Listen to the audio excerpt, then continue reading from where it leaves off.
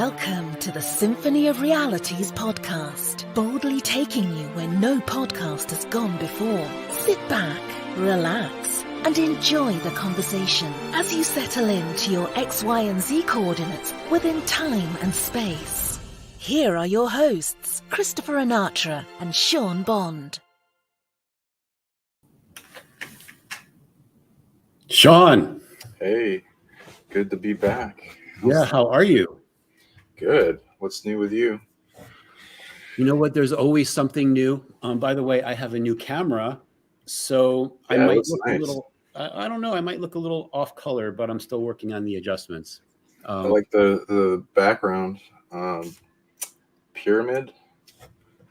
Yes, that's where the start of the universal scavenger hunt begins. And I actually made a video about that. It's pretty cool. Nice. So what's on today's agenda? Today, we're talking about the multiverse of madness. There's a lot of madness going on, not just in our universe, but throughout the multiverse of universes.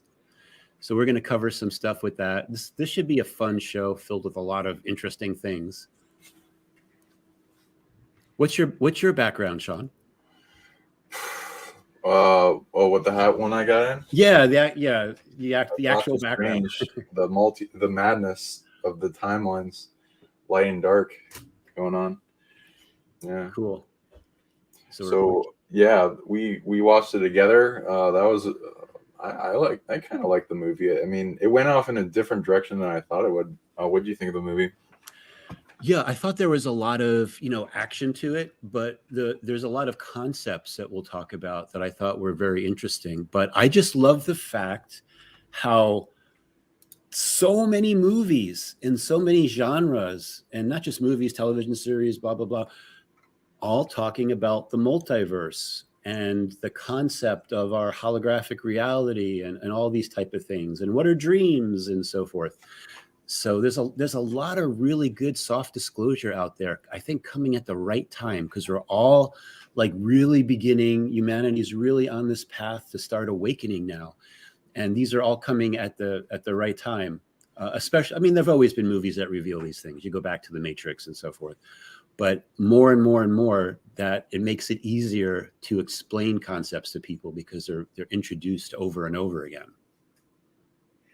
Yeah, multiversal theory seems to be being taken more seriously now with the multiple evidence that's coming out about it that you and me have been explaining for a while now. So it's great that it's being more conceptualized and brought into entertainment. Love it. Exactly. So let's begin. We've got some PowerPoint slides that are going to help guide us through the whole process here. The first thing, Sean, is who are you? What is the PsionicLeague? Tell our audience about you. Yeah, I'm Sean Bond of the PsionicLeague, and we go into expanding human potential and unlocking dormant abilities, and a group expanding all across the world. So please come and join if you want to be a part of it. Groups is what all is our website and YouTube, and putting out video procs on abilities to teach everyone these abilities and putting together. And I eventually want to have a school towards it with multiple teachers. And with news, we recently came out with a thing on how to open the third eye and enter the third eye mystery school and its nexus points, and going deep down the hallway of doors in your consciousness and opening them. So I recommend that product. And the nexus point that they'll go into the multiverse madness with, because they say that Scarlet Witch is like a nexus magic user, bring a magic in through multiple avenues from the universe. And through the comments, my Instagram got hacked. Don't report it. If you the totes one, don't. That's not me. Warn them that it's a really dumb idea to be doing what they're doing. I got a lot of witch and wizard friends. It's not good for them. and my new one's Sean Bond, the real one, and PsionicLeague on Instagram. So yeah. How about you? What do you do? What do you do? I don't even know. No. Yeah. So my name's Christopher Natra. I go by the Quantum Businessman. I own a business, obviously. My main business is creating software for food distribution for food distributors. And I have over 1,000 clients that use my software. Basically, it has to do with getting things like avocados from point A to point B so they can get to the restaurant, the supermarket, et cetera, on time and in good shape. So that's the main thing that I do. And then, you know, as most people know that have been watching my videos, I have been totally Mandela affected. So I create videos about the Mandela effect and how that reveals what our holographic reality is. I talk about the Akashic records. I talk about consciousness and all these things to really expand people's thinking about the possibilities of what may be. Like, is there more than what we were taught? And how do you navigate reality? If that's true, what's the best way forward? So that, and I recently came out of the closet related to light language. So some people that have watched my last video saw that I did a light language activation for setting off a soul family homing beacon, which has gotten a lot of really good reviews. And I'm going to do more and more of that as well, because the light language is a very powerful way to turn on a DNA activation. So that's a little synopsis of who I am. And I'm evolving over time, and soon I'll have products and so forth. But right now it's just, I just love talking about these things and making these videos and communicating these ideas. Yes, please. And please say in the comments to entice him to make video products and light language and or things on abundance. There's a lot of things that don't want him to bring the information out and are trying to overload him with emotions every time he does. So give him lots of support, please. Thank you. And I always appreciate the support. And talking about support, I want to give a shout out to astrologer Brasha Goldsmith and everyone that's watching this presentation that started to, you know, subscribe to my channel and so forth. Welcome. Did a great, fun interview with her, and welcome. And I just hope that what I continue to bring to the table, you'll continue to find very interesting and thought-provoking. So I appreciate that. Yeah, and there is something else too, like on this, you and I are talking about doing a type of group meditation, right? Because some people have been asking about that. So what would you want to say about that, Sean? Yeah, let us know also if you guys want to do that, because we're trying to form it so it's easy, like mailing list group, Facebook group towards it, so that, or whatever, to get you guys to know instantly when we're planning on doing it, to have it. We'll try at different price ranges, because I think you said it really well. What was it? Like, we don't want just anyone to be able to access this stuff. Yeah. What way did you put it? Yeah. So basically, so part of this will be the whole concept of higher self trading. So that, you know, there's regular meditations you can do with people, and then you could crank that up to another level, because once everyone involved gets their higher selves involved, and then there's a true trading type thing that's going on, that will add to people's abilities and so forth. And then the other thing, part of it too, is I want to be able to do light language in these things. And there's some kinds and types of light language that I don't want to put out into the public. Like, I don't want to put them on YouTube. I don't want to like activate someone ahead of their time. You know, they hear light language and all of a sudden they've got a DNA thing that turns on. So I think it's what we're going to put together when we do it, probably the way we're looking at the schedule, probably sometime later July is when we'd start to offer this. But basically it would be, you know, behind a website, you know, you'd have to subscribe to it. There'd at least be a small fee. But the most important thing is that to make sure that people only are part of it that want to be part of it. And then if you give a small amount, whatever it is, that at least shows that it has value to you. Yeah, Not that I want to, or you or I want to take someone's monopoly money. Because I'm always surprised when, these transactions still happen. I think that's all going to change in the future with people finally understanding the value of things like cryptocurrencies, digital currencies. I think people are going to reject because of all of the programmability that governments have with that, which is a whole other topic as well. But yes, so when we actually start offering this, it's going to be I think it's going to be really powerful. I really do. I'm excited about it.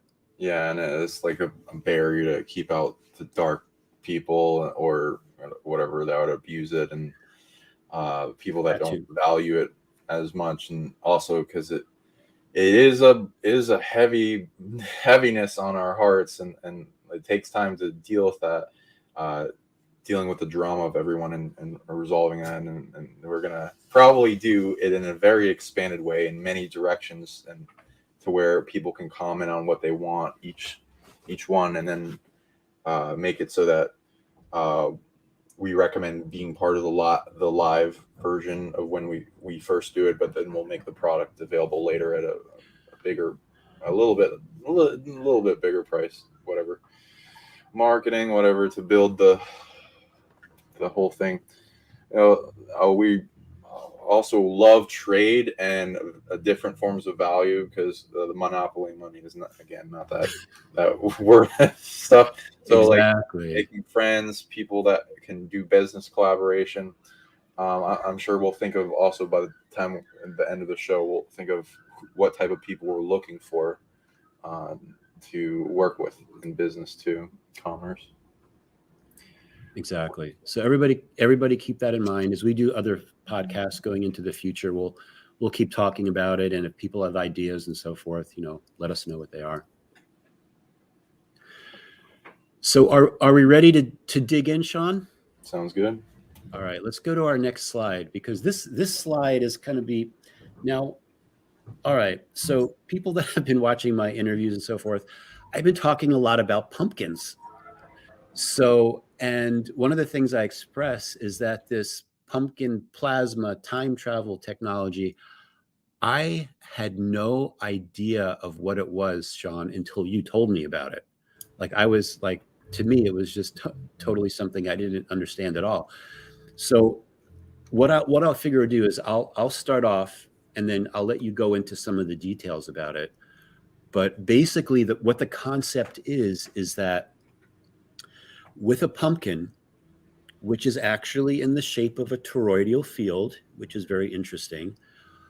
And I talk about plasma and time travel and St. Elmo's fire, which is a type of plasma, how these time travel events, whether they're military or otherwise, are all based upon plasma.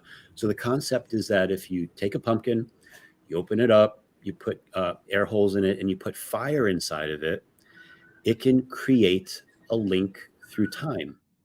So pumpkins, plasma, toroidal field. Now, this is something I had no idea. So you can't like go on the internet and look something like this up.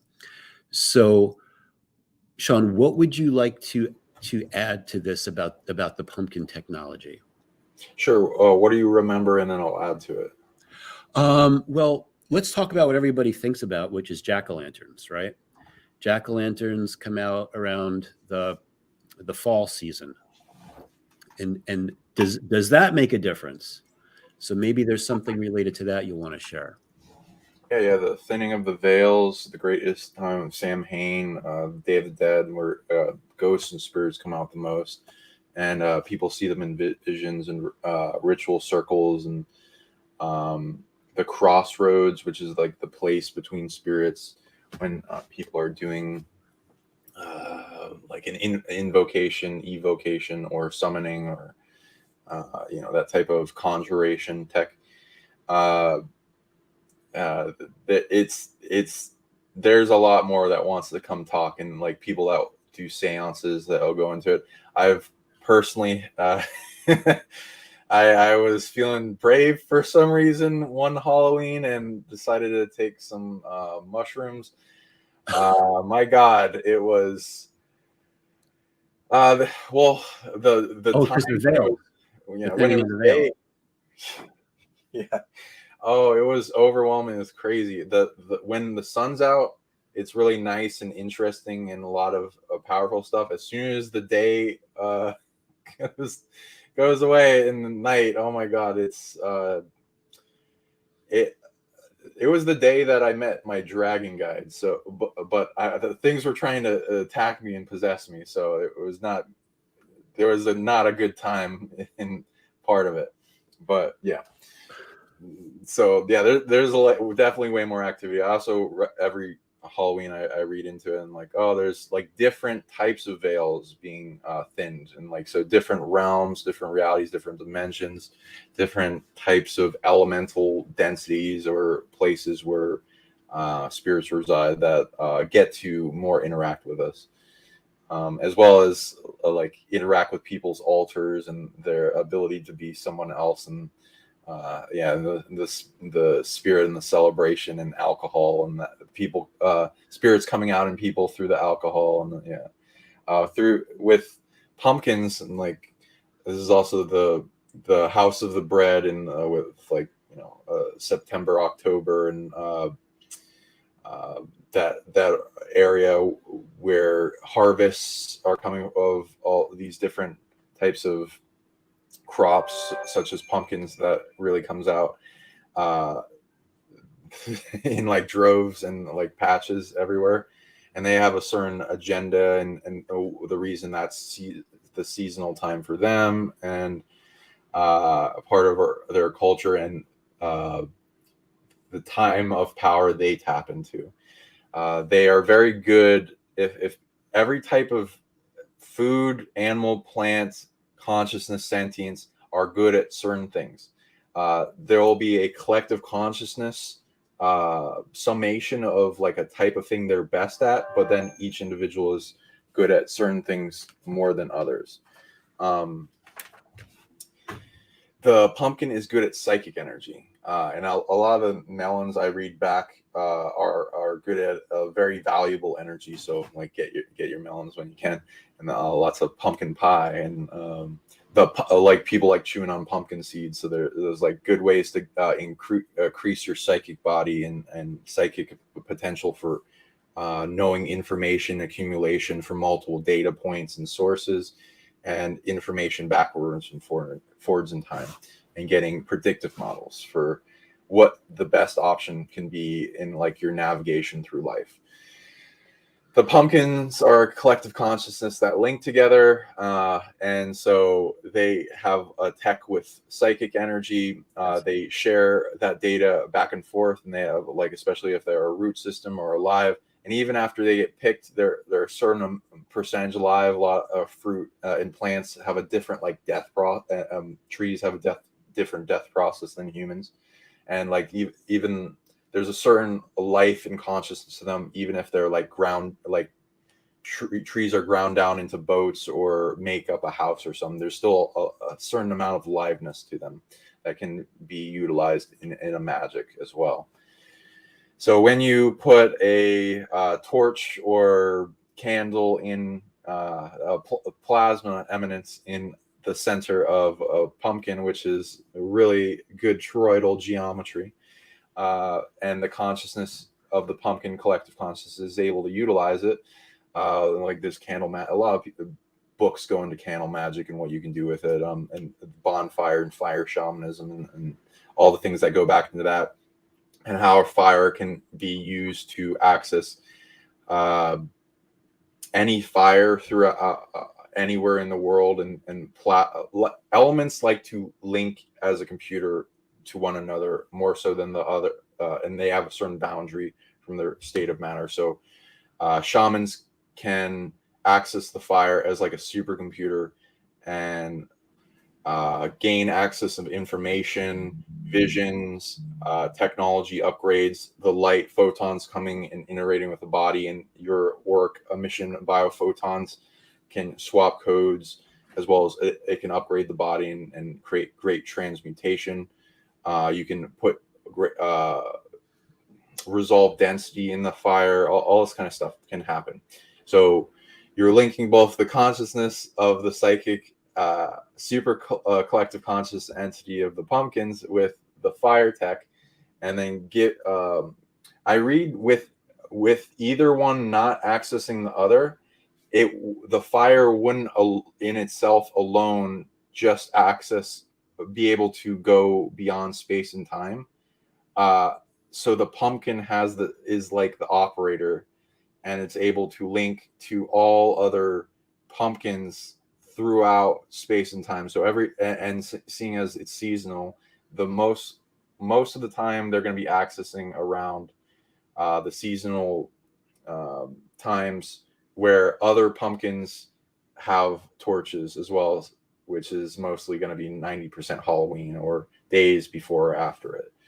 And then they're sharing data in a collective to all those pumpkins through time, exchanging data. So they're like a supercomputer that has information of all these timelines of the future, where these pumpkins will be using, and seeing as it's solidified in our culture and will be lasting as people love Halloween, the candy and the kids, they're not going to stop it. Right. Not saying you should. It's pretty good. I like it. Just like Sean, you like dressing up. That's what it is. Who doesn't? Yeah, I know, so do I. Integrate your archetypes, your different alter personalities, whatever. Yeah.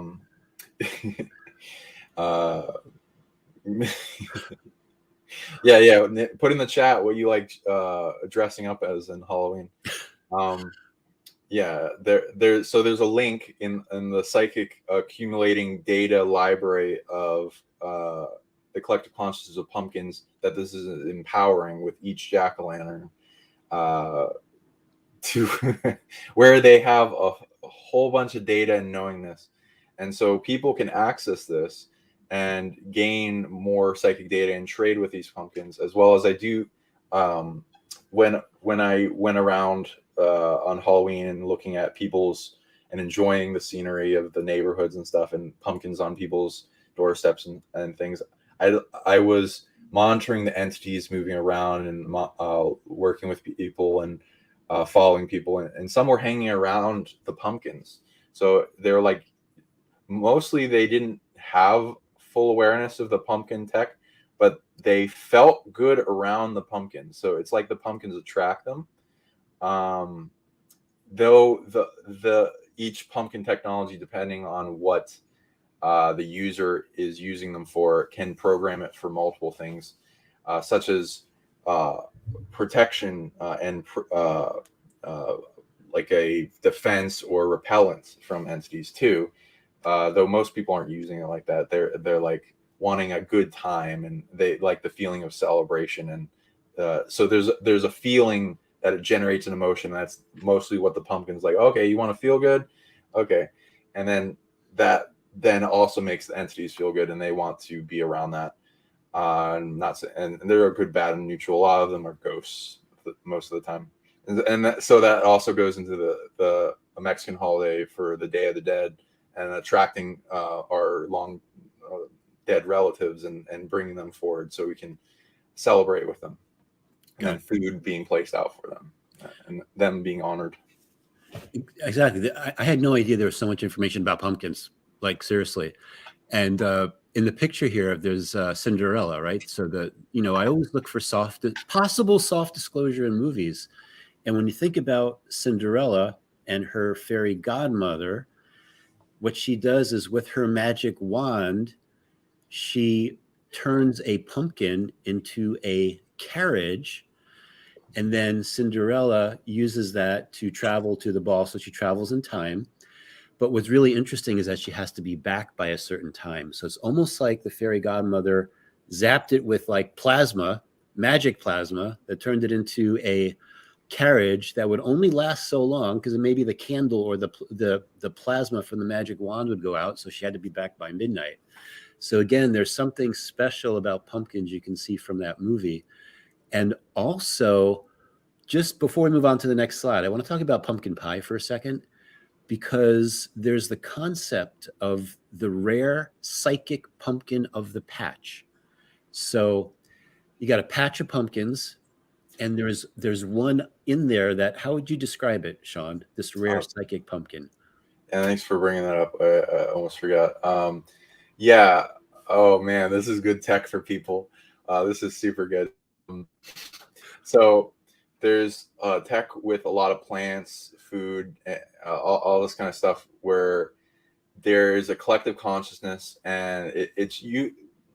Partially, they're doing it to camouflage the event, but people that know can like tune into it, and those are usually the people that have the authority to. But if there's a large variety of a large amount of a type of thing, like a plant or a pumpkin or a dandelion or something, then the collective of the area will put a whole bunch of power of the thing they're good at all in one specific, like let's say pumpkin. So one of the pumpkins in the normal size pumpkin patch will be like a super powered or divine version of psychic energy that like can give a whole bunch more upgrades than the other pumpkins. So if you make pumpkin pie out of that, or the pumpkin seeds, or using rituals or ceremonies or psychic tools or something, then it will be way more powerful. And this is like the intricate design for magic tools that you can get really witchy with. But yeah, one pumpkin is gonna have like a superpower psychic accumulation of energy to it. So I recommend people like look for the one pumpkin in the patch that gives that out. Same thing for wish technology with a dandelion. One of the dandelions is going to have a like more authority, like when you blow it out and wish for something than the others. So and then there's other plants that are good at different things, and they'll have the same. Cool. Yeah. So what I'm thinking is the next time I go to a pumpkin patch, because there's like a local farm, and every fall you can go pick out the pumpkin you want. I'm probably going to go through all the pumpkins and like muscle test each one. Like, are you the rare psychic pumpkin? And find that special pumpkin. So if anyone like knows how to do muscle testing or kinesiology, which is another word for it, that could help guide you to that special pumpkin of the patch. Yeah, get your psychic activation on.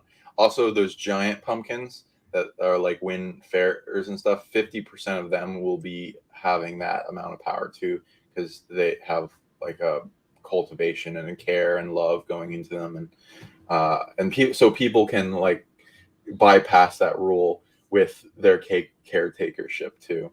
Also with the Cinderella thing, we might have to talk about that type of stuff later. A lot of these legends that mainstream media says, oh no, they started with like the Brothers Grimm and stuff. Well, we're finding out actually the Brothers Grimm took these stories and rebranded them. They're older. Some of them are thousands of years old and have changed quite a few times. So we got this really interesting, rare history to our fairy tales that are based on older and older stories that some are still intact and are coming out.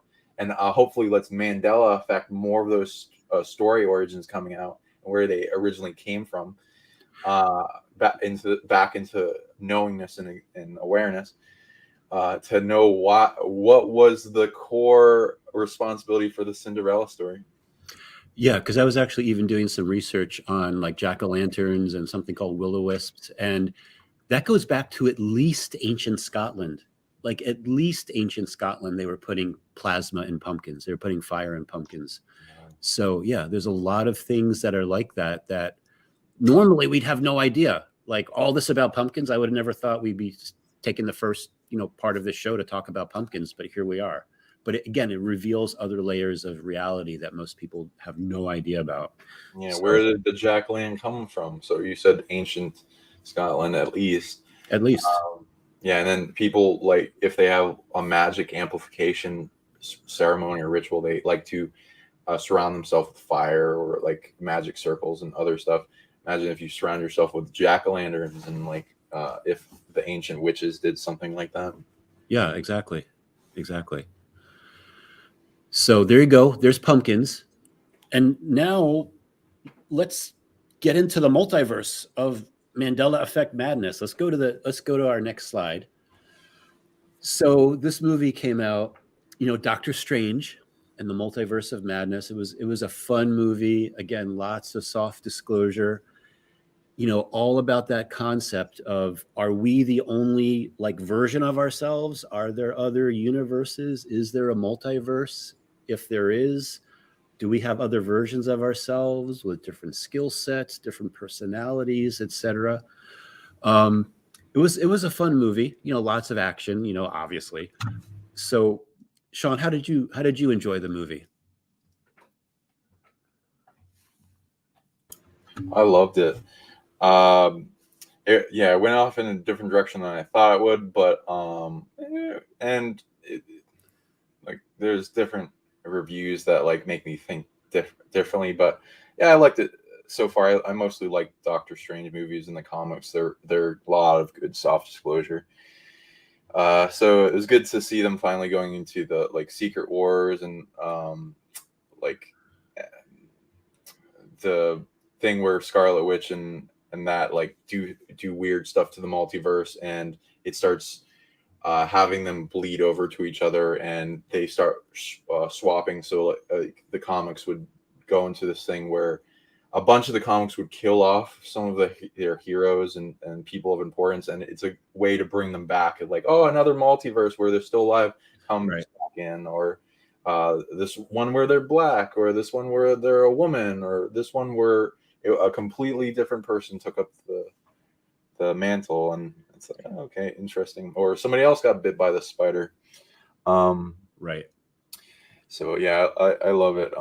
There's a lot to talk about with this, and we might not be able to cover it all, but let us know in the chat if you want to see more things to talk about with this. There's a lot of detail. Yeah, there is. And it's funny, even how it opened, he was having a dream. And that dream, I believe he was in something called the gap junction. But basically it revealed like another version of himself, another reality.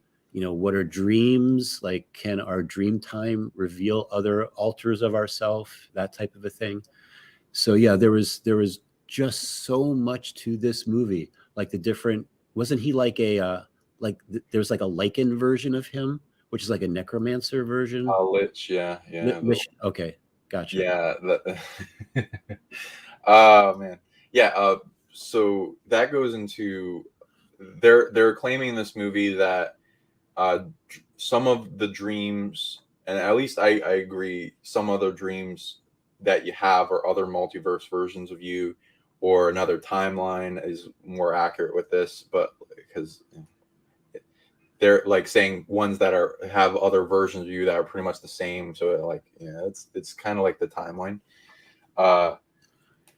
So, and I'd agree with that. Just not all dreams, of course. There's more intricateness, and like they explained like why there's only one of the female leads that could travel between the universe, the universes.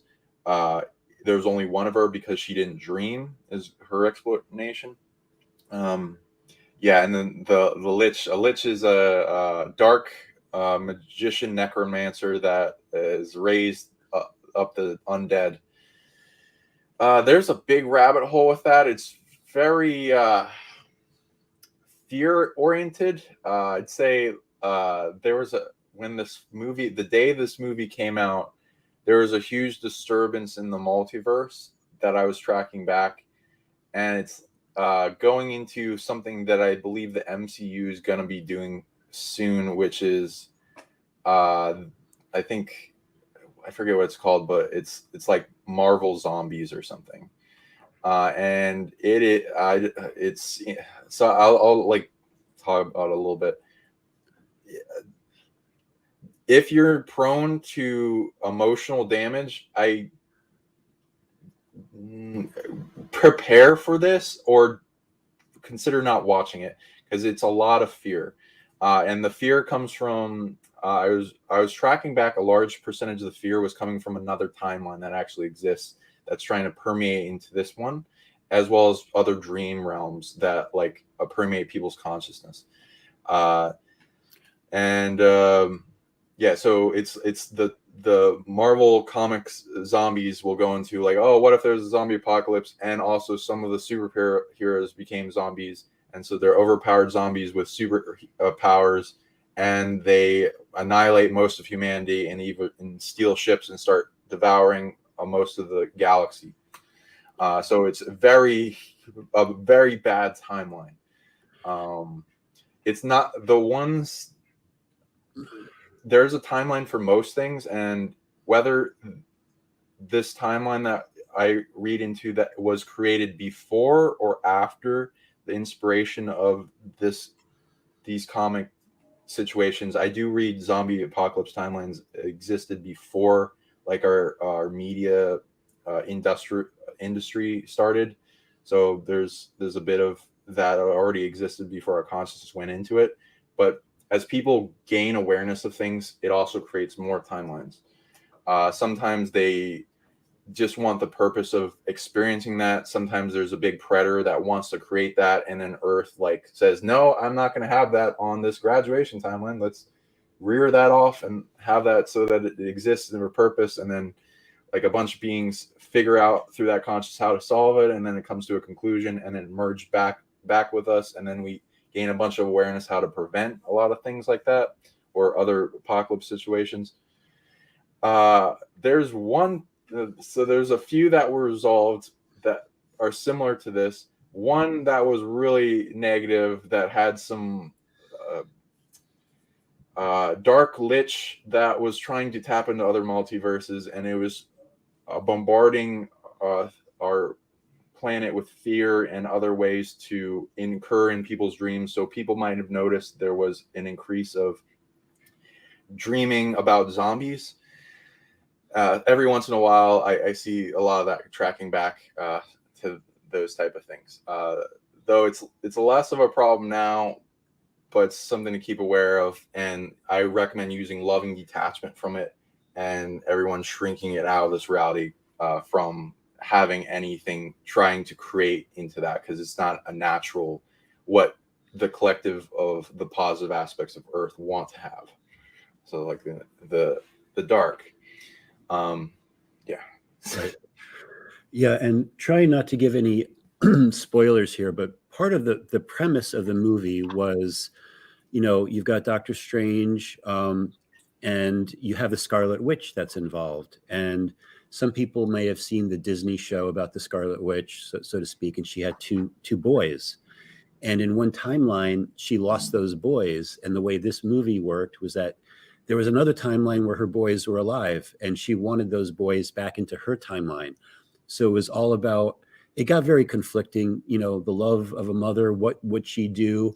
But the problem is that in the other timeline, she was there too, and she loved her boys. So she, in one timeline, she's trying to get her boys back. The other timeline, it's her as a mother with the boys that she loves. And it's going through all those different types of conflicts. And then realizations. What if you do realize that in another timeline, there is someone alive that you care about? And in the Mandela effect world, we call that dead and alive again, where there's famous people, for example, that a lot of people remember dying. Like one I remember, like clearly myself, is Jim Nabors, who was a comedian. He was in the Andy Griffith Show and so forth. I remember like in the 90s, he died of AIDS. And I remember my grandmother like loved him. And I remember seeing like the National Enquirer articles about it and so forth. But it turns out he didn't die till many, many years later. I think 2017, I'd have to look it up. So those type of concepts, like, are we existing in other timelines? And what happens when those timelines naturally merge? It becomes a multiverse of Mandela effect madness, or it could be. So again, these concepts you don't normally think about.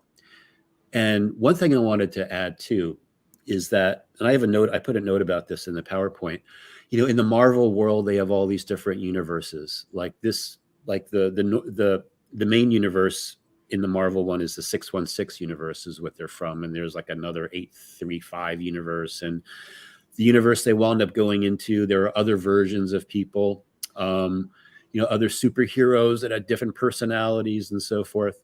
But what's interesting is that as soon as I saw 616, it reminded me of a concept that I've heard people talk about how, well, we hear about the number 666, right? So that's actually what a carbon atom is made of. It's made up of 6 protons, 6 neutrons, and 6 electrons. And then there's this concept about our DNA evolving and changing and becoming a 616, basically atomic structure, which is 6 protons, 6 neutrons, and 1 electron.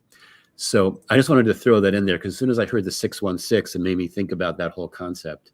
But again, it's interesting how Marvel has actually like numbered their universe. I don't know what the number's up to, but the different universes have different numbers, and there's whole different storylines going on in each one of those universes.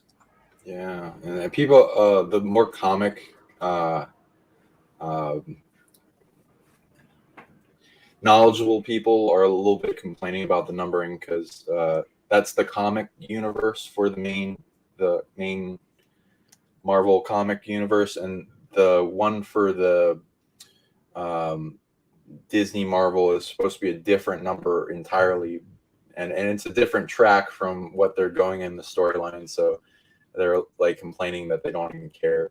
But yeah, I think it's also a ritual number. So there's like reasons for why that's chosen for it, and whether you want to go into the dark parameters of it, yes, there exists. But like numbers, the evil doesn't own anything. They stole all their stuff. They're mostly about inverting things, and then taking it for their own power. So it's about like loving detachment and disempowering it from them, and taking the original meaning behind things back. But yeah, and there are other concepts too, like about how brain neurons can form a map of the universe, a map of the multiverse. Other concepts about like these secret magic schools being hidden away in the mountains. Hey Chris, and so forth. Is it 616 now time, and is it 616 the day? Oh my goodness. Holy mackerel, you're right. Whoa, what are the chances of that, Sean? It's June 16th. And you just said that at 6:16 p.m. Eastern time. Well then. We couldn't have planned that any better. We didn't plan it at all. Exactly. We didn't plan that at all. I'm glad you spotted that. That's great. Somebody in the comics said it. I mean, the comment. Yeah, so wonderful. Thank you. Oh, okay. Well, thank you for whoever made that comment. Thank you very much for making that comment. Millie, thank you. Yeah, awesome. Is there anything else you wanted to add before we continue into the Multiverse of Madness and go on? Well, yeah. But like, I'll do a little bit, but like, yeah, we'll continue this. If people want us to go more into this in-depth movie, there's a lot to this. Yeah, and that negative timeline. There's like the what if universe goes into it. It has an episode on the zombies. You're gonna overwhelm with you fear. I don't recommend watching it unless you know how to transmute fear and then turn that into empower by hugging and filling with love. Don't it will cause nightmares. But yeah, there's when that timeline was bleeding over when this movie came out, I was getting headaches and I had to like take care of it, and like putting like crystals on my head and a hat and to get rid of the headache, and take hot cold showers and work out a whole bunch to take care of it. It was annoying. There was like a bunch of other timelines besides that one bleeding over, mostly having to do with dark control systems, kind of like the shadow government and other stuff taking over, and they're trying to attach to this one. Just people know. And then with this, they had like I don't know what to think about what they did with Scarlet Witch. They kind of turned her completely evil. I feel like they were trying to get rid of her because she was kind of siding with Scarlett Johansson, and which was suing Disney. And I don't know if they're going to bring her back. Maybe I'd like if she did, but it's like weird. Like, but she read this really dark book that took hold of her, and the dark. By looking at it as a chess move of you staring into darkness, it wants to change you. So the goal is to know moral code and stick with it. And the basics of moral code is do no harm, take no shit. See yourself, everyone in the universe as you. You don't need to do harm to others. And this, like, it'd be really easy to like bring her back if she understood moral code and stuff, but yeah, like, oh, me, let me stop the suffering of me not having these imaginary kids anymore, and steal them from another version of myself. She didn't really think that through, but whatever, it's a movie. And then she used it, that dark book, which there are dark books like that, that like have overpowered, stealing authority type of stuff, that change a person by viewing them. She used that to breach, like they call it dream walking. You breach into another multiverse and possess another version of yourself, and that was kind of crazy. What do you think of that? Yeah, that was definitely very interesting. And the other character, the girl, I think her name was America, something like that. She had a special superpower where she could like easily go between universes, right? That's the way I remember it.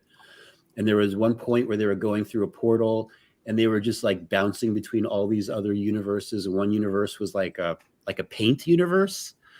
And one of the universes, like all the food you could eat was for free.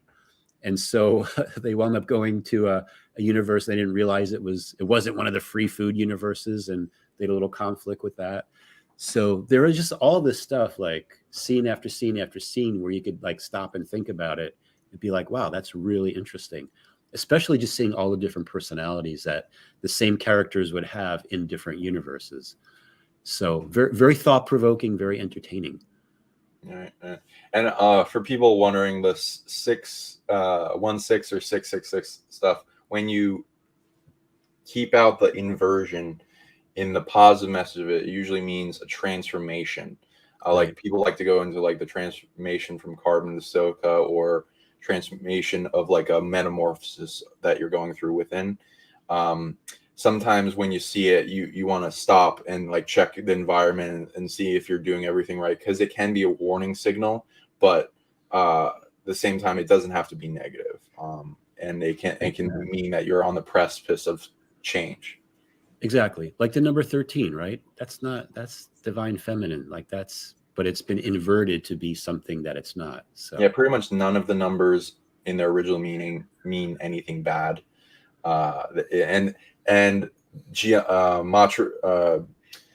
numerology and stuff. I recently like found this more in depth because I had like a huge vision unlock like last night. Did you? Yeah, it was crazy. And like numerology, but there's like a deeper form of numerology, because like most people sites that go in to use it for like personality, like, are you this number born in? I don't mean particularly that. I mean like there's an aspect to the number that has a consciousness, and there's a representation in seeing where you find it in. And if people were able to accumulate where they see it in every aspect of reality, and they accumulate this data for it, they'll be able to describe especially 0 through 9, and then build up off that in a code that they can hack into the matrix of the universe and expand into things like that. And people that see numbers and know numerology and know mathematics really well, they can go into this and figure out secrets of the universe. And it's like typing in cheat codes. You can like learn how to do that too for manifestation and healing. I've seen healers do it. Exactly. Yeah. No, everything is made up of numbers. It's all numbers. Yeah, exactly. Like see it like a heart field, empathy plus clairaudience and all these other senses combined together, and start imagining like seeing past the matrix, like in the movie The Matrix, where all the numbers are like together, and the basics, foundational building blocks of energy and accumulation, and then like tap into the filing system of each number and what it means, and then the code input of deeper layers within each number, and all the sections and aspect to that, and then an equation of the numbers put together, to meet a certain code input. Gotcha. Makes sense. All right. Anything else before we go on to our next movie? Whatever you want to do. Yeah, because we're still talking about the multiverse here. So there was another movie which I thought was really interesting called Everything Everywhere All at Once. And I've mentioned this a couple of times in some of the interviews that I've done, but again, very revealing movie. The main character, her name is Evelyn, and she owns a laundromat, and it's her and her husband, and she has a daughter, and part of the story is about her relationship with her daughter and so forth. This woman, Evelyn, is being audited by the IRS. So she's having a kind of a conflict with that. And then all of a sudden, something happens to, I won't get into too many details, but something happens to reveal itself to her that the reality that she's in is not the only one that she's existing in, and that she has all these other alternate timeline versions of herself. And one is one where she's a chef, one where she's a movie star that's really good at martial arts. And throughout the movie, she brings in those skills. There's a problem with the multiverse, and she's there to help save it and restore order to it. So again, it was a very thought-provoking film. It was a lot of fun to watch as well. And almost everyone that I've talked to that's seen the movie has been like, wow, that's not quite what I expected. It was a great movie. So, so this is something too. And is it possible that we can do things like with these alters that we have? Can we draw upon their skills? Can we bring those skills, or at least be able to experience what they've experienced in our timeline? So it asks a lot of these like very, very interesting, thought-provoking questions.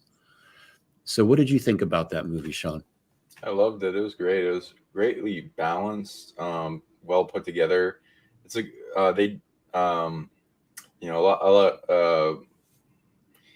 lot of people complain that like Hollywood's getting preachy and stuff. This one actually did it fairly well and kept it to a nice balance to appease both the right and the left, if I were to imagine. And it was very triggery. Like oh my god, we've been kind of doing that and tuning into other timelines the whole time. You remember when we were looking into other timelines to look how to improve business? Remind me about that. Yeah, like we train this ability to for the audience. We train this ability to tap into other timeline branches off from either the start of your, like imagine the timeline of yourself, and then either they branch off from different points in the timeline before this moment or after this moment. So before this moment, the life will be path will be completely different, business, all that. And the ones you're looking for the branches off that from the exact moment you're looking at will be sharing your life path accumulation, but with many other choice points beside that. So you could look and interview and see which ones are very successful in business and right. Accumulation of wealth, abundance, or happiness, or the team, or things that you wanted to accumulate. And you can see what they have and what they did to do that, as well as the difference between the moment now and then bring a bridge that timeline to meet it in the now. And we do that for people that want to know how to do that to improve their business and get rid of the blocks and increase their abundance.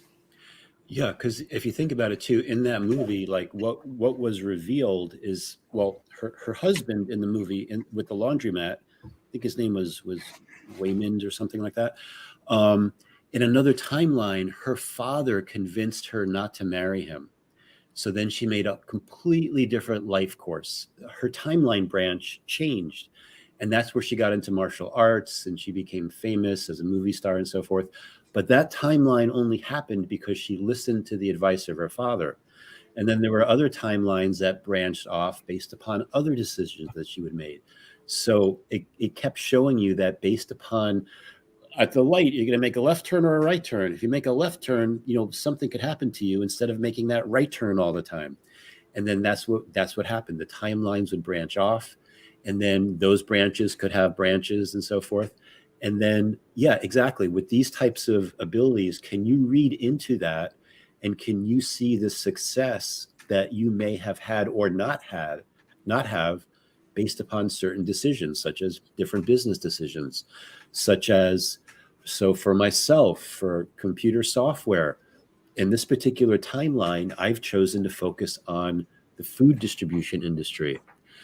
And then off of that, there are other things, related to that. But in other timelines, I'm sure I didn't choose food distribution. I'm sure I went on another path. Could have been software related, could have been something completely different. And yet there would be all these other timeline versions of myself, or really anyone, based upon these decisions that would branch off. And yeah, can you read into those and gain the wisdom that you've gotten from those and bring them into this timeline branch, which we would call the graduation timeline, right? Yeah. Can you talk about some of those timelines you tuned into, like the shoes, dreams, and as well, I remember you told me that there's a guy that talked to you as if he knew you in a whole different. He described a different timeline. Yeah, exactly. Because okay, so that's a perfect example. So I had a timeline. This is when I was like starting this whole food distribution business, and it was difficult because this was like in the late 80s and the 90s, and I was, I had a system that was running on a PC network, like computer networks, and at the time, people were like, "What are you doing? The IBM PC, that's a toy. You give that to your kids. You don't create like a business system on it." I saw the potential. I stayed with it, but there was a certain point where Don't invest in Bitcoin. What's that? Back when it first started. It's Yeah, just right. So bad. Yeah. Don't invest in Bitcoin. Yeah, exactly. For less than a penny compared to what it is now. But yeah, so basically, yeah. So there was a certain point in my life. See, my father was doing stuff in the health insurance field. And in Connecticut, for a long time, Hartford, Connecticut was like the health insurance capital of the world. All the big health insurance companies were based in Hartford. So I had gotten in to see some key people at some of the big health insurance companies, and I was going to create a special software for them that their agents could use. And I had gone through all this stuff. I had created proposals and the outline of how the system would work. As it turns out, in this timeline, it didn't work out. But I wound up meeting a lawyer probably like maybe 5 or 6 years ago. And I'm talking to him in his office about another matter. He's in New Haven, Connecticut. And he's like, "Chris, you're sitting here talking to me and you're acting like you don't know me." And I'm like, "What are you talking about?" He's like, "Don't you remember you have that software company for the health insurance, and there was a key person from England that you wanted to bring over, and I had to help you with all the paperwork and so forth." And I'm thinking to myself, what is going on? Because what he was saying it started to remind me how I was going to get into that area of business, but things didn't work out. So I stayed in food distribution. But then that revealed itself. Could it be that on another timeline, it did work? And then all my efforts were in, software for the insurance industry, for example. So those are the different types of things and I think that's going to happen more and more with people. And I'll run into that with people too. They think I'm someone that I'm not and so forth, but not just me. I think it's going to start happening with who's ever watching this. Because there are other timelines, and because we're in such a special part in the history of humanity, I think, and as these timelines are like normally collapsing and merging, and we're all like focusing on this graduation timeline that we're calling it. I think it's going to happen more and more. So don't be surprised. Don't be surprised at all. But when I first heard that story, and the lawyer was talking to me, and he was dead serious. He wasn't making this up. He was actually a little bit insulted that I didn't remember him. And I, of course, to me in this timeline, I never met him before. Like I literally never met him before. So how dare you? So there you go. Yeah, right. Like what the heck? I know. Yeah. So yeah, you have an insurance company on one timeline. What else have you discovered you made on other timelines where you were successful? Remember what you talked about? Yeah, the other thing was, I remember there was a certain time when I was younger, I was like into like how like shoes were created, or like sneakers and Reebok, and that type of thing. Phil Knight from Nike and the stuff he did, and I was interested in that. And like in another timeline, I think I was successful in the shoe business of all things. So yeah, and it just keeps going on and on. So um, yeah, so there's all different types of life paths that we could have taken. There was one time where I wanted to write screenplays. I wanted to get into acting, like all these different types of things. And it could be that in other timelines running, like that's what I did. And people might remember me or whatever from those timelines, those type of concepts, which is like really, really fascinating. And when these types of things start to happen, especially when it happens to you personally, like you or who's ever listening to this, that's, the Mandela effect is one thing, right? People are, oh, you're just misremembering that. But when these other things start to happen, it even makes what reality is even more interesting and real. And you begin to realize, yeah, there is a multiverse out there, and there are other versions of ourselves. And what will it take to consolidate them? And can we learn from them? Can we grow from them? Can we not make the same mistakes that they made? And can we be more successful? So yeah. Absolutely. Yeah. Yeah, it's like, and our consciousness is kind of doing that all the time, especially if you have the authority and the access and the data accumulation and thought form inspiration, especially centered in your heart and the infinite super consciousness and what it can do. Yeah, and one thing I want to add just about this everything everywhere all at once, because it's really interesting, because she was being audited by the IRS. Who wants to be audited by the IRS, right? That's one of the most stressful things you can go through. It's interesting because the woman that was the IRS agent that was auditing her in another timeline, they were together. That was her partner. So there were two women in love with they were in love with each other. But in the timeline of the movie, they were kind of at odds with each other. And there were scenes where they were fighting with each other and so forth. So that goes to show too, like there's different personalities, different lessons that we're learning and so forth. So it really adds to the whole fabric of reality, especially when she realized that towards, I hope I'm not giving too many spoilers out here, but especially when she realized that towards the end of the movie, and just her relationship with her daughter. And it goes deep on a lot of different levels. Yeah, spoiler alert. Watch the I know. movie and then rewatch this. You're But right. like, we enjoy you in the comments, so don't leave.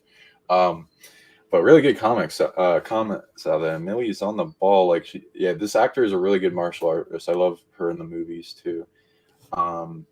Yeah, and God, Oh, you know what? I was going to say one thing. You know who she is? She's in, and there's a slide where we talk about that. There's a Star Trek series called Discovery, which I think started in 2017. I think now they're on their fourth season. She's the captain from the first season. So yeah, we'll get into that in a little bit. oh But wow. yeah, it's really interesting. So that actor, when you see her there, then you see what she did in Star Trek, and so she's very versatile. So I just want to say she's a great actor.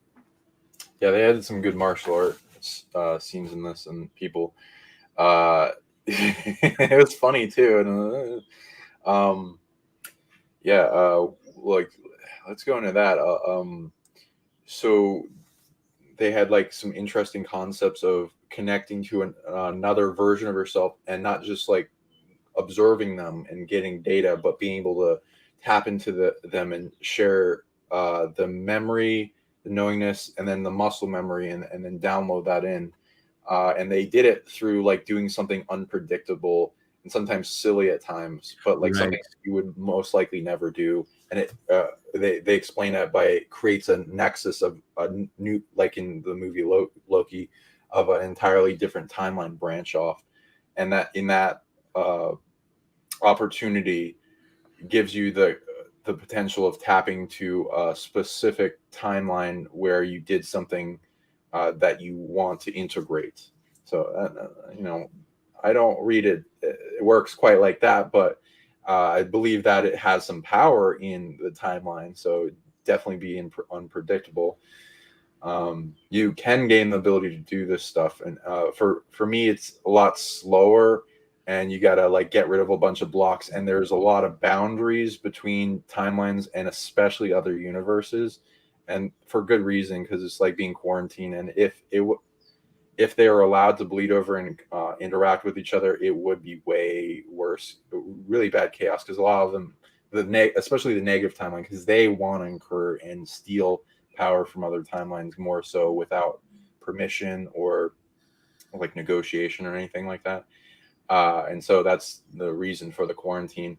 But then also there are blocks because the dark wants not just to tap into other timelines because they didn't earn the authority. They have to steal it from other people that have the authority. And while stealing it from those people with authority, they want to block the person that they're stealing it from so they can't undo the theft, as well as get rid of the parasite and gain power to stop them. So it will be complicated for those that want to get in this ability, but I do recommend doing it because it's very lucrative and it can make your life better and faster into becoming your greatest self. Cool.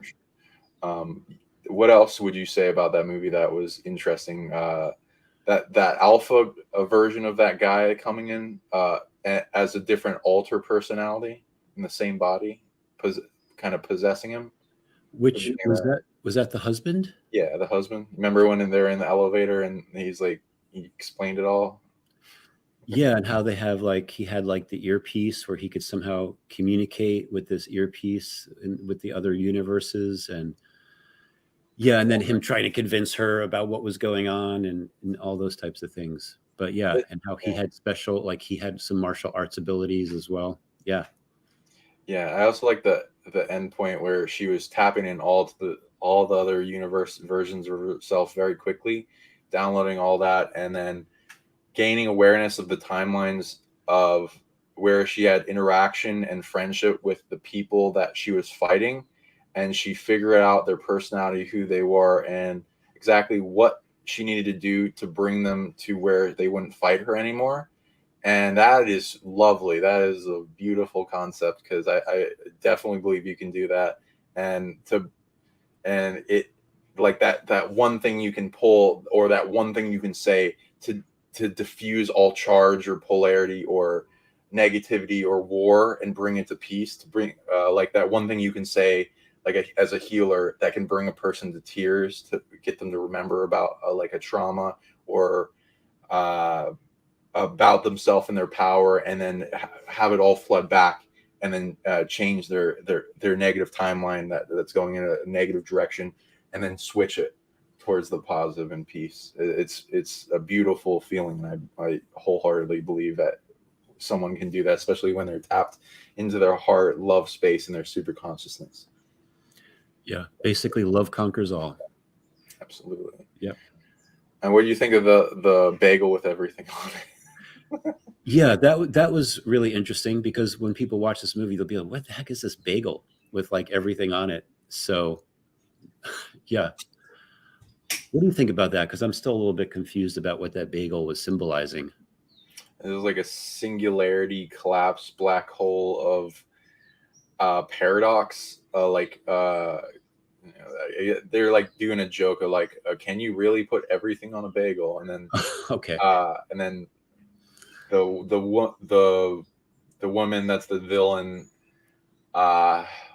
said she tried that after being flooded with all the different versions of her and linking together and going insane, and for some reason putting all morality out the door, which doesn't really make sense to me when you tap. But whatever, evil, it's like power accumulating. It's not like empathetic, and it treats people as tools. So it's what I guess. But when you tap into omniscience, usually it comes with awareness that you are everything and you don't need to be harming yourself, kind of thing. And it's unless you're closed off in love to feeling any of that, and then it's all about like an AI kind of power accumulation, and so it's not really full omniscience, whatever. But Yeah, it was weird. Her being obsessed with that, whatever. But I guess she kind of explained it as like, I put every type of memory, everything in existence there. So like This is what her happened, daughter. and it kind of like also goes with the accumulation of what is it like if there is no time and space, where everything just collapses into a singularity and everything is one, and it's like there's no future past, it's like the present moment. But and that's like the concept of the hologram, and that, and people with awareness can do that. But yeah, I'm not, I think they were combining a bunch of things together, but whatever. uh and I guess there might have been some evil intonation and around it, and then a cult following it. So I mean, don't look directly at it. Yeah. So overall, it was a fun movie with a lot of different lessons, a lot of different layers, and I think at the end of the movie, it looked like she was connecting all of her timeline versions, all of her higher selves into like an oversoul. So there was like the concepts kept on getting deeper and deeper and deeper, and I'm like, wow, like I wonder how many people are going to get that oversoul concept and all of our higher selves that we have running and so forth. So yeah, there was a lot to that movie. Probably deserves an even more in-depth analysis. So the people that put that together, they had a lot, definitely had a lot they were communicating. Yeah, I think they did have like some accuracy with stuff, because they said the villain is the first person they tried linking their consciousness to all other versions of themselves. And they say the universe, the multiverse, but other timelines. Um, and if somebody did that very quickly, it would overwhelm the shit out of them in huge migraines and overload. So it's understandable why they would go insane. Um, and I guess they went into like, the hero of the story is like, the only one that can do it and still remain in their humanity. Wonderful. It's like a Neo kind of thing. Um, you can. I think it's a good goal to work towards, where you integrate and then be able to manage the other timeline version of yourself and then tap into them. And if they're bleeding over and asking you for attention, and having it, and sometimes it can take away from this moment of now. So there's like a time dilation and a use of time type of thing. You got to balance with it. But yeah, I think it's something to work for, but not try it. You don't want to overload a gap by integrating them all at once. I don't think, unless like a lot of things release the gaps in the buffering systems to prevent that, your higher system your higher self and your source would want to prevent that, because it sees that as, it would damage you if you did it too fast.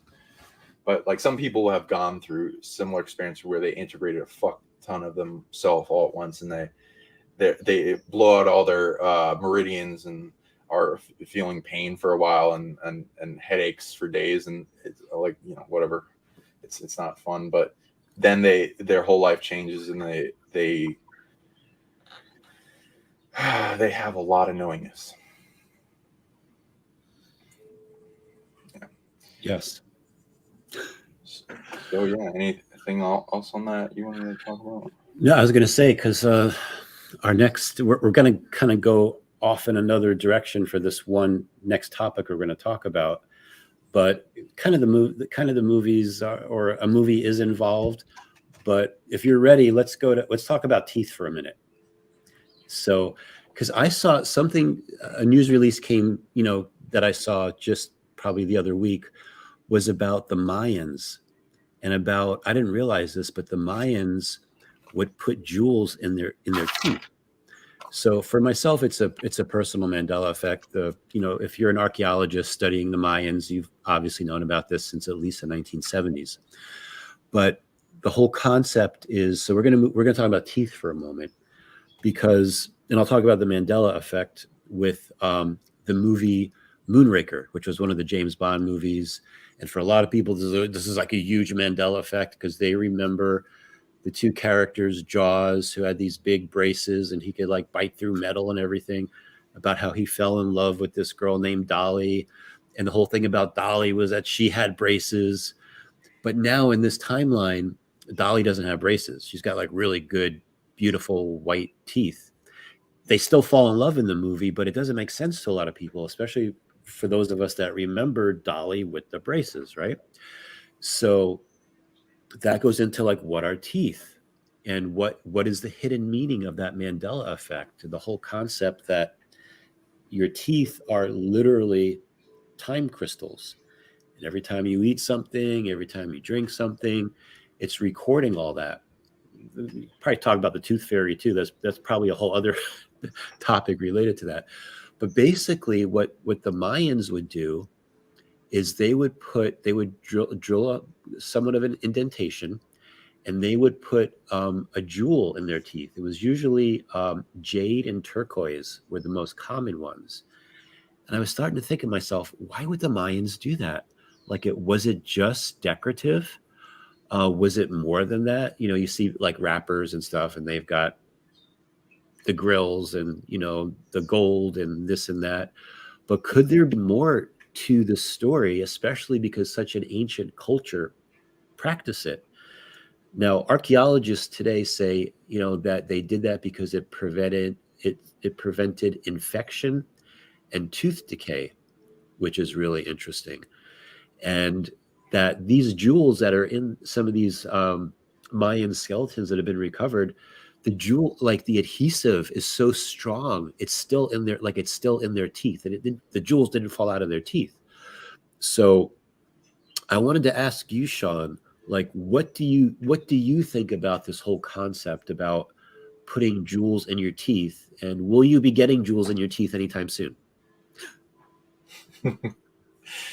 Oh man. Well, I think a lot about it. Will I anytime soon? Maybe when I'm older. Uh, you know, things start happening. And if they get the technology better, I'm not too attracted to it, but I like the concepts.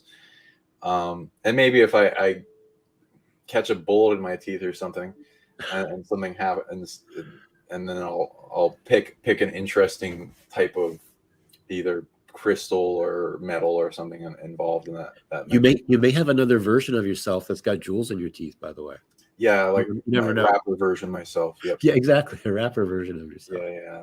I'm that version of me is not that aware and is going with just regular gold and diamonds, though. So, unfortunately, but you know what? I do like gold and diamonds. Gold is good for power, and diamonds are actually pretty good for a lot of things. Um, yeah, jade is a lot. It's so each different types of tech involved would be based on the crystal and what they're good at. Technology, right. I'm glad you Yeah, said that. It's technology. yeah, and Yeah. what it amplifies is a supercomputer, silicone chips, and all our computer and TVs and everything involved in memory and data and stored, and the programs and the creations you can build off of them, the piezoelectric pressure, the byte, all that go involved, the amplification of voice, language, communication, charisma, and projection, and the spell work that would mostly be what the Mayans were using it for. They didn't have like full awareness of everything they could do with it, but they had a lot of magical jade and turquoise, and they wanted to figure out how to use it. So there's that. Besides time, so teeth, to amplify on teeth, the crystals, electric. You can look at also what the makeup of them are with calcium, magnesium, zinc, and a bunch of other minerals and carbon and stuff. And then the nerves are like the most sensitive in your body, and they can pick up minute changes of things like your timeline. 50% of what they sense and interact with is time and timelines of your being in taking, like we said, all the material and chewing and processing that and inputting the code in like a TSA security. Oh, you're coming in and you're being a part of this. Okay. And then reacting to it. And so 50% has to do the teeth. Their purpose is 50% is time. 20% is all the creations of your being, inside, external and spiritual and physical. Then another 20% is soul, and another 10% is power. So it can amplify those four things with the crystal tech, and a lot of it would, most of what the minds were going into was increasing their power, as well as like healing their soul, and then, you know, speaking with magic and manifesting. Like a lot of the minds, the shamans were mostly put, and you've heard this too, where they were put in place because they needed to bring rain, and the kings and the shamans that couldn't bring rain were sacrificed, and they would move on if it was too much of a drought. So they were really big on, they were really serious on their rain and bringing that forth, because it was life or death. So that it was mostly about like light language summoning weather patterns. Yeah, exactly. Because like the jewels are in your mouth and you're speaking, and the frequency that's coming out.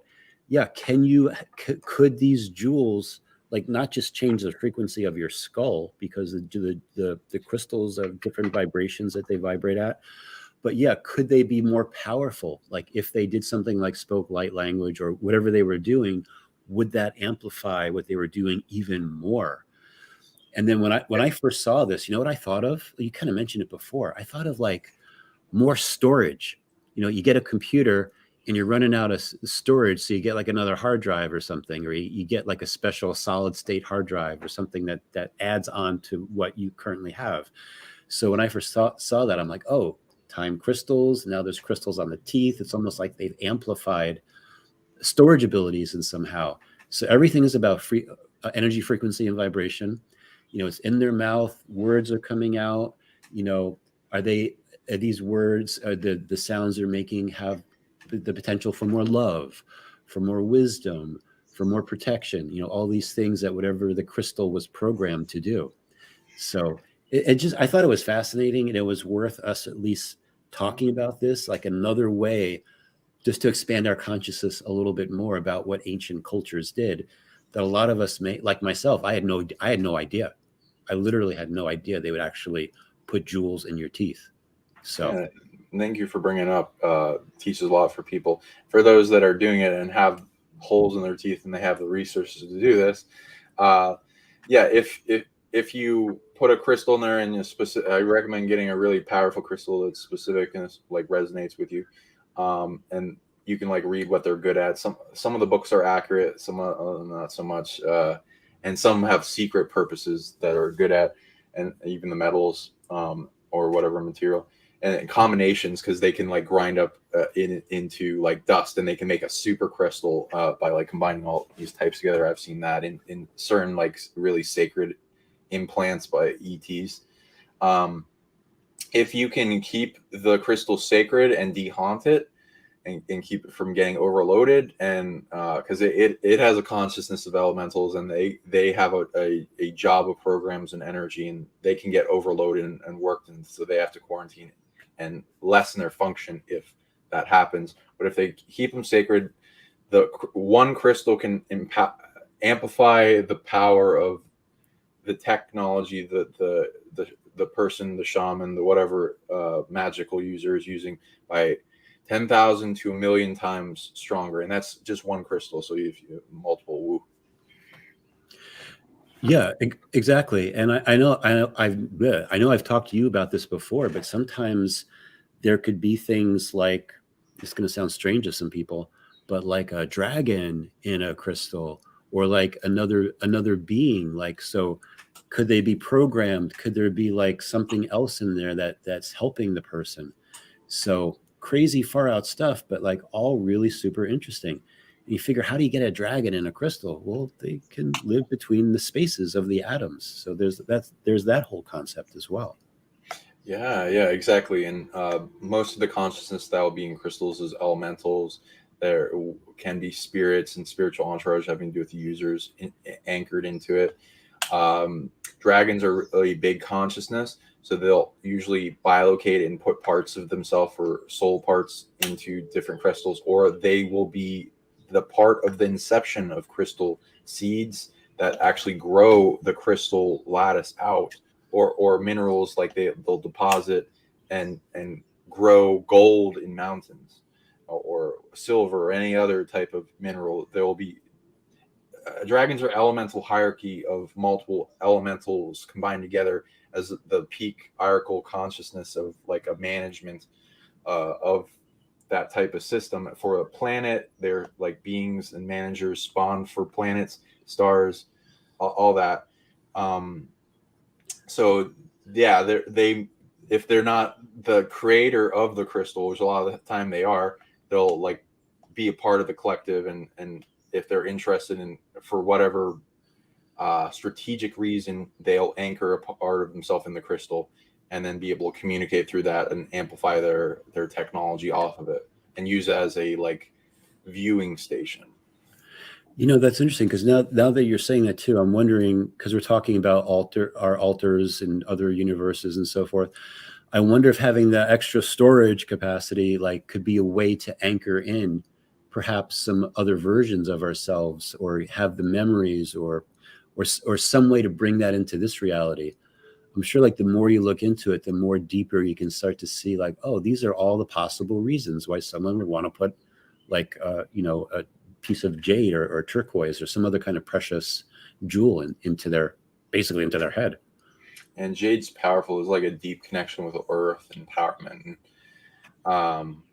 The ones that I've interacted with, they're like good at amplifying heart energy and will and power, force, magic. I like in Imperial Jade, Ensitite, Williamsite. I got these like Dragonstone Jade that I've got that like is super powerful. It helped me, and dragons were able to talk to me through it. So I love Jade. So definitely. Very cool. I saw somebody made a comment too about pocket universes and suitcases like in Fantastic Beasts, and could one of these crystals have a whole other universe inside of it? So yeah, you can keep like going down and down rabbit holes with these things. Reality Absolutely. Yeah. Absolutely. And if you have the ability, which we've actually worked on that type of ability for a while, it was like learning and mastering each layer of an ability and over on top of each other until we could learn how to make a pocket dimension that could be a fountain of sacred energy, at the same time capture any negative energy out of the environment or negative entities, and de-haunt an area. And we got really good with that, and are de-haunting our house and our business really well with that. That takes a while to learn. You can make different versions of that, but it's not going to be very successful until you have like 100 abilities combined into one that like resolves itself, so that you don't have to like worry about it if it gets overloaded by something in the house. But yeah, and then I also do see like if a powerful entity is anchored into a crystal, then it will have its own dream or astral space set up, and it has it compressed, and it's sitting pretty in that like luxury space while it monitors things from the outside. Yeah. So if you know what you're doing, basically having crystals in your teeth could be a really super positive thing, or maybe not. So yeah. So I'm glad we're bringing this up again to like just let people think about one more thing, that there could have been some dots you haven't connected yet, but how all these things connect with each other. Yeah, and if you guys need to de-haunt your houses, we may program rocks to do that, because we got really good at it. It took like years to get it good at, and like that was a lot of overwhelm and haunting scenarios. And now like our house is really at peace, and there's nothing really negative going on in it. But yeah, if you guys are dealing with haunted scenarios and you're willing to give an equal energy exchange, we might be able to send you some de-haunting rocks. Yeah, again, it's a whole other different type of technology about how these rocks that have quartz and those type of things can literally be programmed to like trap things and clear space. So exactly. Okay, let's go on to our next slide, because we're going to get into Star Trek for a moment here, because this is one of my favorite TV series since I was a kid, watching the repeats of the original Star Trek over and over and over again. Got to know them so well, and I just love all the different types of soft disclosure that Star Trek, I know, has included in it. There's a more recent series, I just mentioned it before, called Discovery, and something I want to start off first by talking about something called the Temporalverse, because Sean, I think this is your word, the Temporalverse. They're using that now? Heck No. I put it in there because you were talking to me about the Temporalverse, and I'm like, darn. I would like Sean to explain his concept of this thing called the Temporalverse. What is a Temporalverse? Well, thanks. I got excited for a second because I was like, oh, they're actually using it. It's the same Not thing yet. as multiversal theory, but like the way I look at it is like, whatever, people have different opinions on things. You have the right to, and I love you, have the right to believe what you want. But when I look at and I actually tune into these things, that universes and the multiverses are different in category, from timelines. So think of it like the universe is everything that can be interacted in the expansion of the space we're in, past the territorial space that is quarantined from other places, and then void spaces like the in between. And there you can kind of see them like big bubbles in a grapevine is the multiverse, and big prime sources that created each of the universe has like a usually they share a source and for each universe and branch part of themselves for each of the universes that they're making in a cluster grapevine of multiverses.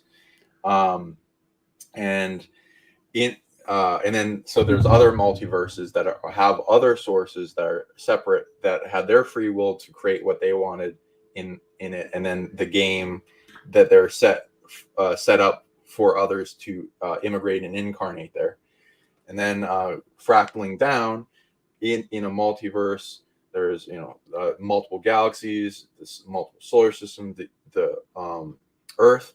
All of those have territories within them overlaid on top of them of different realms that are like the Tree of Eager Soul realm, multiple. Those are the 9 primary incarnating realms of Earth, all overlaid with Earth in like what she looks like, and then they interact with a bandwidth of realms that they can see of the night sky that are different, that have different access.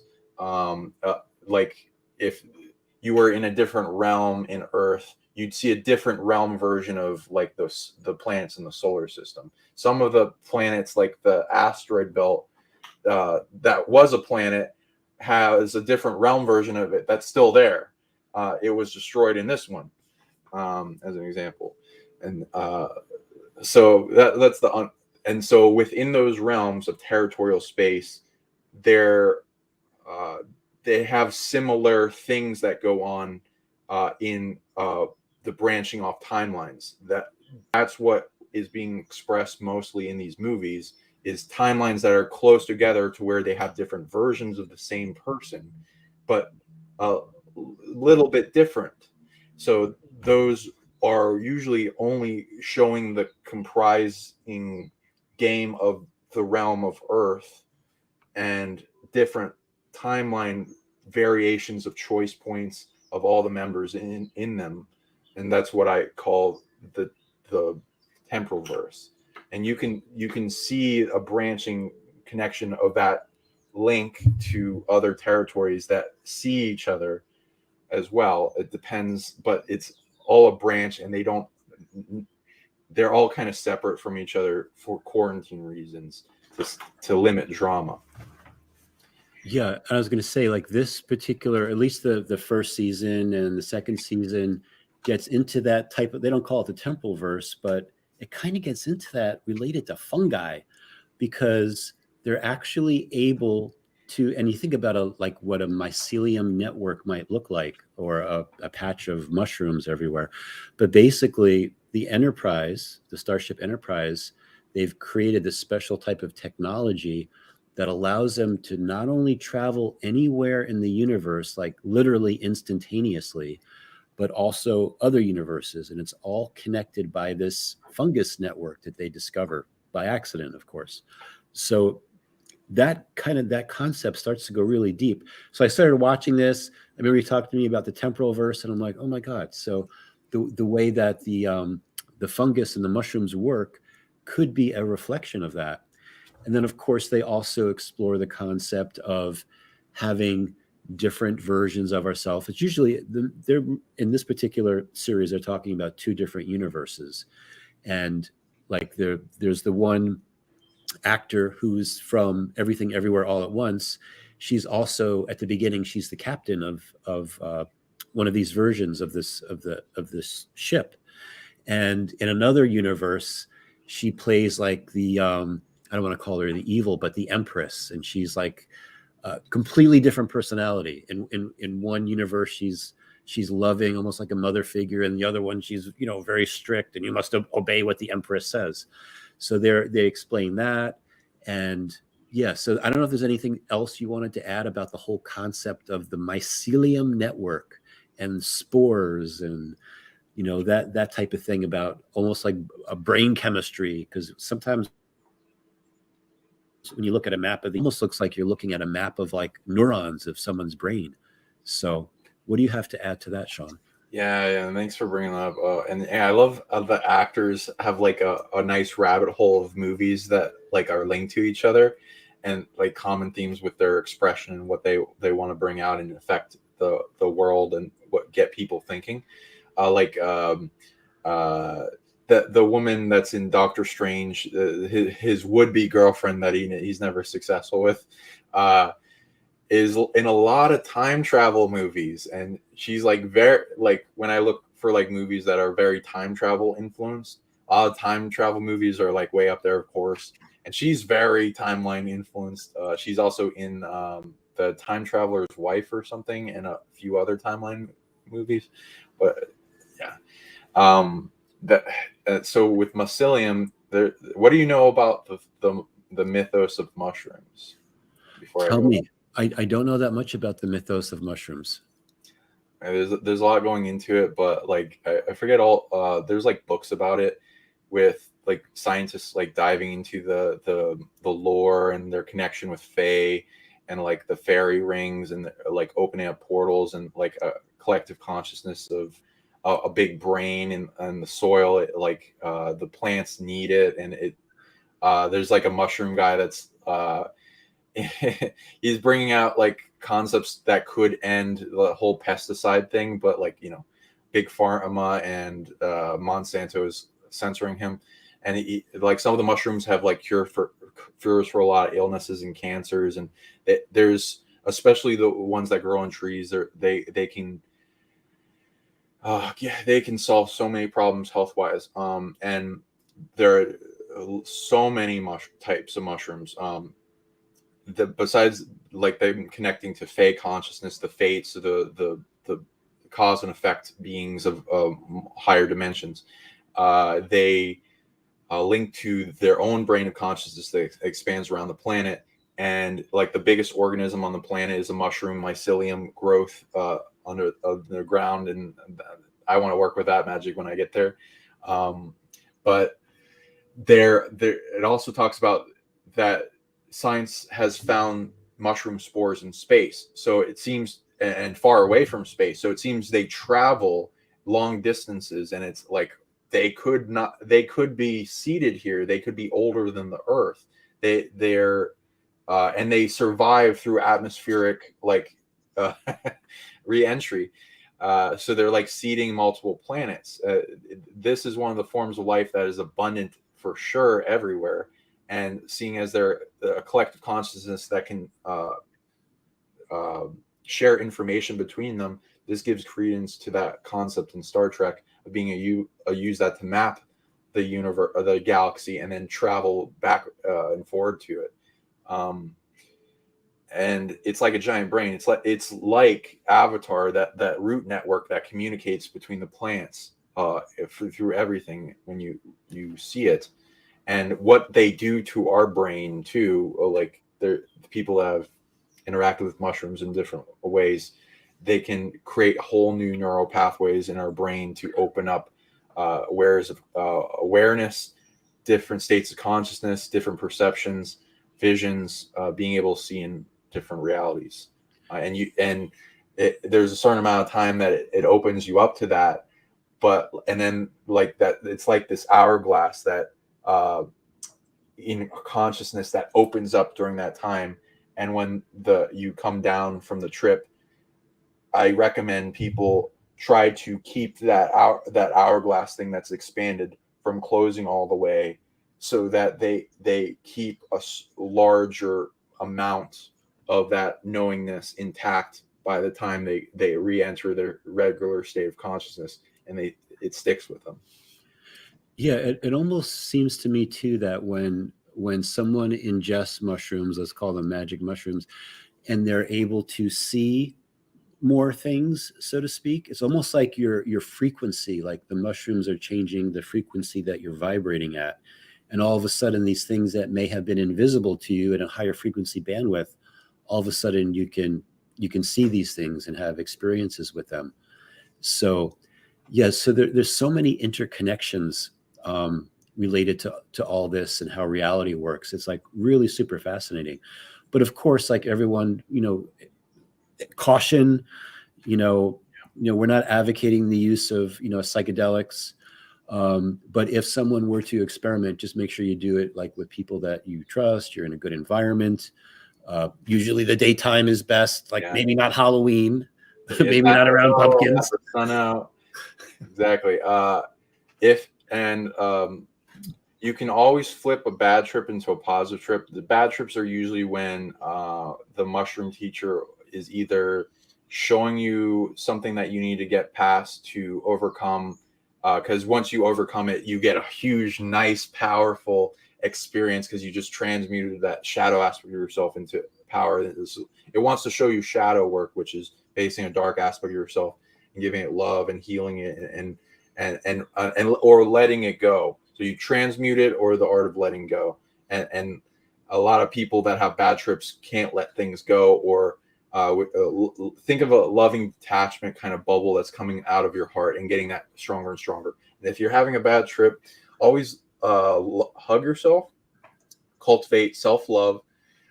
Imagine this bright light inside your heart gets better, bigger and bigger and bigger. Or always remember, you're more powerful than anything that come forward, because sometimes you do interact with entities, and sometimes they can be not just your shadow. So just remember, you're more powerful than you've ever been told, and more powerful than an entity, because they don't have a body, and this body has a lot of secret, powerful tech. It wants to bombard you with fear to get you to believe that you're not as powerful. Second is that love conquers all, and you can with confidence and love and excitement and growth, you can create you can test abilities in that state of awareness. And the third is you are technically everything, even the entity or whatever the fear thing is coming that forgot that it is ultimately you. And then you can bring it to that awareness to stop harming itself, and you can rise above whatever size it's at to deal with it. Because any challenge that you end up facing, the universe likes to give you the authority, to give you the power deep within you to overcome, enough power to overcome that problem deep within you. You just got to reach in and grab into that and bring it out. Yeah. Good advice, Sean. A lot of the time, the mushrooms won't give you a bad trip in the first bits. They want you to like it. They want you to come back and communicate with them. Unless it's very haunted, then they don't really have a choice. There's something else that's playing the game. So make them sacred. Be respectful. Makes sense. All right. So we're going to move on to our last slide, which is more Multiverse of Madness, but it was a Disney series called Moon Knight. Now, Sean, you probably remember that this series, I think there was maybe 6 episodes to it. I don't think there was much more than that. Moon Knight, about the Egyptian god of the moon. Now, this is like super, super interesting. And again, revealing alter personalities, the concept of gods or higher beings and how they could relate to like a human DNA avatar of themselves. So when it came to Moon Knight, was there anything that like jumped out at you during that series from what you remember, Sean? A lot. But what before I go into my thing, what did you like about it and that you would comment on it? One of the things that jumped out to me was that there is a scene in maybe the 2nd or 3rd episode that had to do with, Egypt, Egyptian gods and so forth. But there is one where the main character comes across the tomb of Alexander the Great, right? Which is something that everybody's like been looking like, how to find the tomb of Alexander the Great. Where is it? Is it in Alexandria? Is it someplace else? But there's the whole concept of who was Alexander the Great? Was he the son of King Philip? We know his mother was Olympia, but was he Egyptian? And this movie kind of explores that a little bit. And for me, it got something that came into my reality recently is a book called The Alexander Romance. Now, I'm one of those people that like, I love history. I love reading about things. I never knew there was a book about, written, hundreds and hundreds of years ago called The Alexander Romance that tells the story of Alexander the Great. It has a lot of historical things that can be referenced. But one of the things I found was really interesting in that was that his father, according to this book called The Alexander Romance, his father wasn't King Philip. It was actually an Egyptian pharaoh who is a magician, who is very powerful. And that pharaoh wound up leaving Egypt because certain things started to happen. And he went to Greece and became like an oracle. And then he had a relationship with Olympia while King Philip was gone. And Alexander was a result of that. So was he actually Egyptian? Was he purely Greek, or was there Egyptian inside of him? So I thought exploring that was really interesting. And in the future, I want to actually create, a video that talks more about it. And I even found too that by reading the Alexander Romance, you get these DNA activations as well. Like there's things that get revealed that are like, wow. And for me, a lot of things it was totally Mandela effects. Like Alexander the Great was a deep sea diver. And I'm like, what is a deep sea diver? Like, well, that's a crazy story. So all these really interesting things about that. So yeah, can you talk about the Mandela effects that you experienced with it? Like with the deep sea diving, we found out that he went into he had this device that had like glass and metal, and it was like a deep sea diving cage, and would go under the sea and saw like huge sea creatures that bumped and tried to pick up his thing for like quite a bit of feet, and he'd see some very mystical things under the ocean, at least they claim. And there's like I didn't know they had technology back then having to do with that, and it leads to other mythos of like these civilizations under the oceans, like in Ireland and with the Tuatha De Danann and Mer people and stuff. What did you? Yeah. So when you read this book, it kind of goes like, it gets a little bit crazy because there's a lot of historical things that you can look up and see that they're true. Like, for example, according to this book, his father was this pharaoh called Nectanebo. And you can look it up in the historical record. I think Nectanebo was literally the last pharaoh of one of the ancient Egyptian dynasties. So you see that. And then there's all kinds of crazy stuff. He goes into these lands, he finds the fountain of youth, he does this and that, all these different things. Some are fantastical and some are completely historical. So you start to wonder to yourself, is this book just a completely made up story, like with a little bit of factual things thrown into it? Or is there more, to that? And you begin to see like how his different interactions, whether it was with, I think it was Darius, Darius the Great of Persia, like how those interactions happened.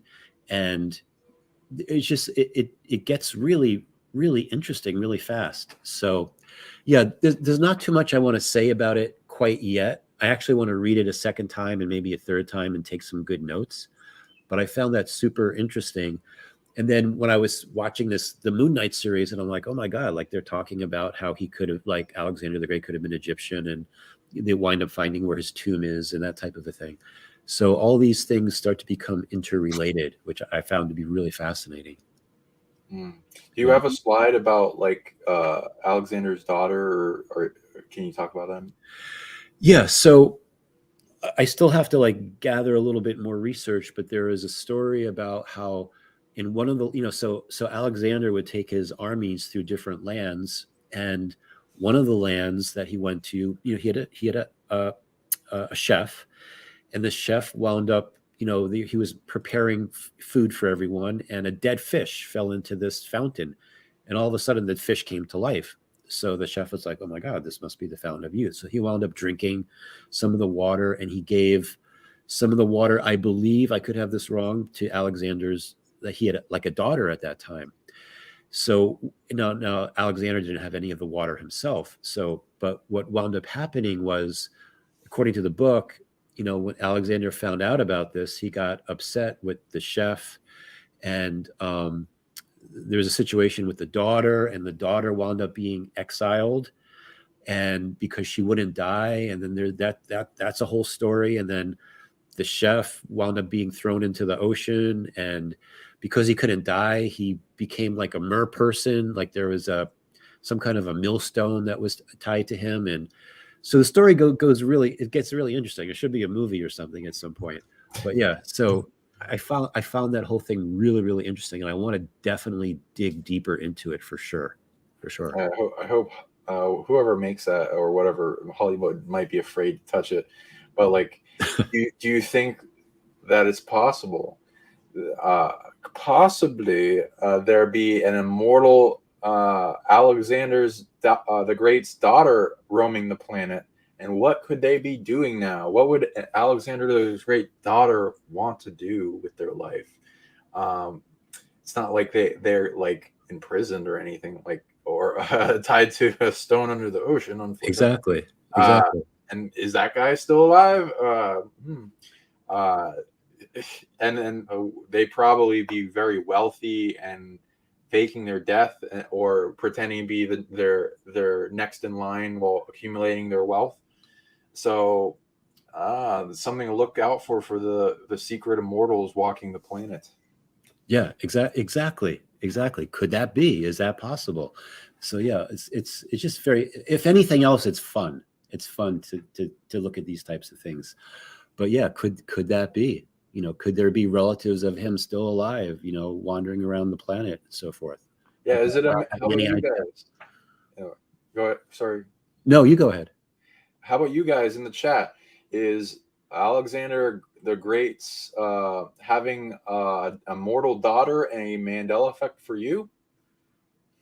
Or him being a deep sea diver, or somebody, or his father not being King Philip. Maybe his father being a sorcerer? Yeah, an Egyptian pharaoh, exactly. And we know, like, he had, like, now in this timeline, Alexander is one of 7 children. He wasn't, I was always taught that he was an only child, but now in this timeline, he actually has, according to, like, King Philip and Olympia had a sister. He had a sister through them, which they count as his full sister, who became known as the Cleopatra of Macedonia. And then he had 5 other half brothers and sisters. So, and that's what starts to happen too with these timelines. Things get more complicated. There's more family members than people remember, and so forth. And I talk about that in some of the videos I make. So, yes, it's all very interesting. I also remember a story. My when my soul family told me, there's a story. I think it has to do with Alexander's mother, where she had Alexander sent her letters back and forth, and told her the lands that they were exploring were weird and Yeah. like nothing they've ever been to before. Yeah. And she sent her back some soil or sand having to Yeah. do with like this land in the Middle East that was crazy. And he told her to put it around certain like members that she was working with to because she didn't know what he was talking about. And she put it around two guards, the soil, I think in like a circle or something. I'd have to look back, and she observed them. And after a while, they started arguing with each other and then fighting and eventually stabbed each other. And so it like made them like infuriated and like violent. So it's like, wow, the lands there must be horrible. Yeah, and and where were these lands they traveled to? And there's another story in the Alexander Romance book that's similar to that, where they wound up taking like what looks like ordinary rocks and soil and bringing it. They visit this one land and then they leave the land, and when they leave that land, the rocks turn into diamonds and precious gems, and then they want to go back and they can't find their way back to where they were before. It's almost like they were going into different realities and going into different timelines. So it got to be like, it's just super fascinating. Yeah, like the reality bubble conquering. Yeah, let me know if you come across any more of that, like going to lands that are like not talked about on this map, because like school likes to and science likes to pretend it knows everything. Oh, we explored everything. No need to be an explorer anymore. Right. Like it's still lucrative and it's still an adventure and it's still interesting danger. So if you like that life, not not telling you to do or condoning, don't sue me. But yes, there's many things to explore. There's over 11,000 pyramids in Meso and South America that aren't talked about in mainstream culture, and some have never been explored with deep treasures. Please go. Well, I'm not going to condone it. Don't sue me. But they need exploring, and there's much to be found in secrets of the past. Yeah.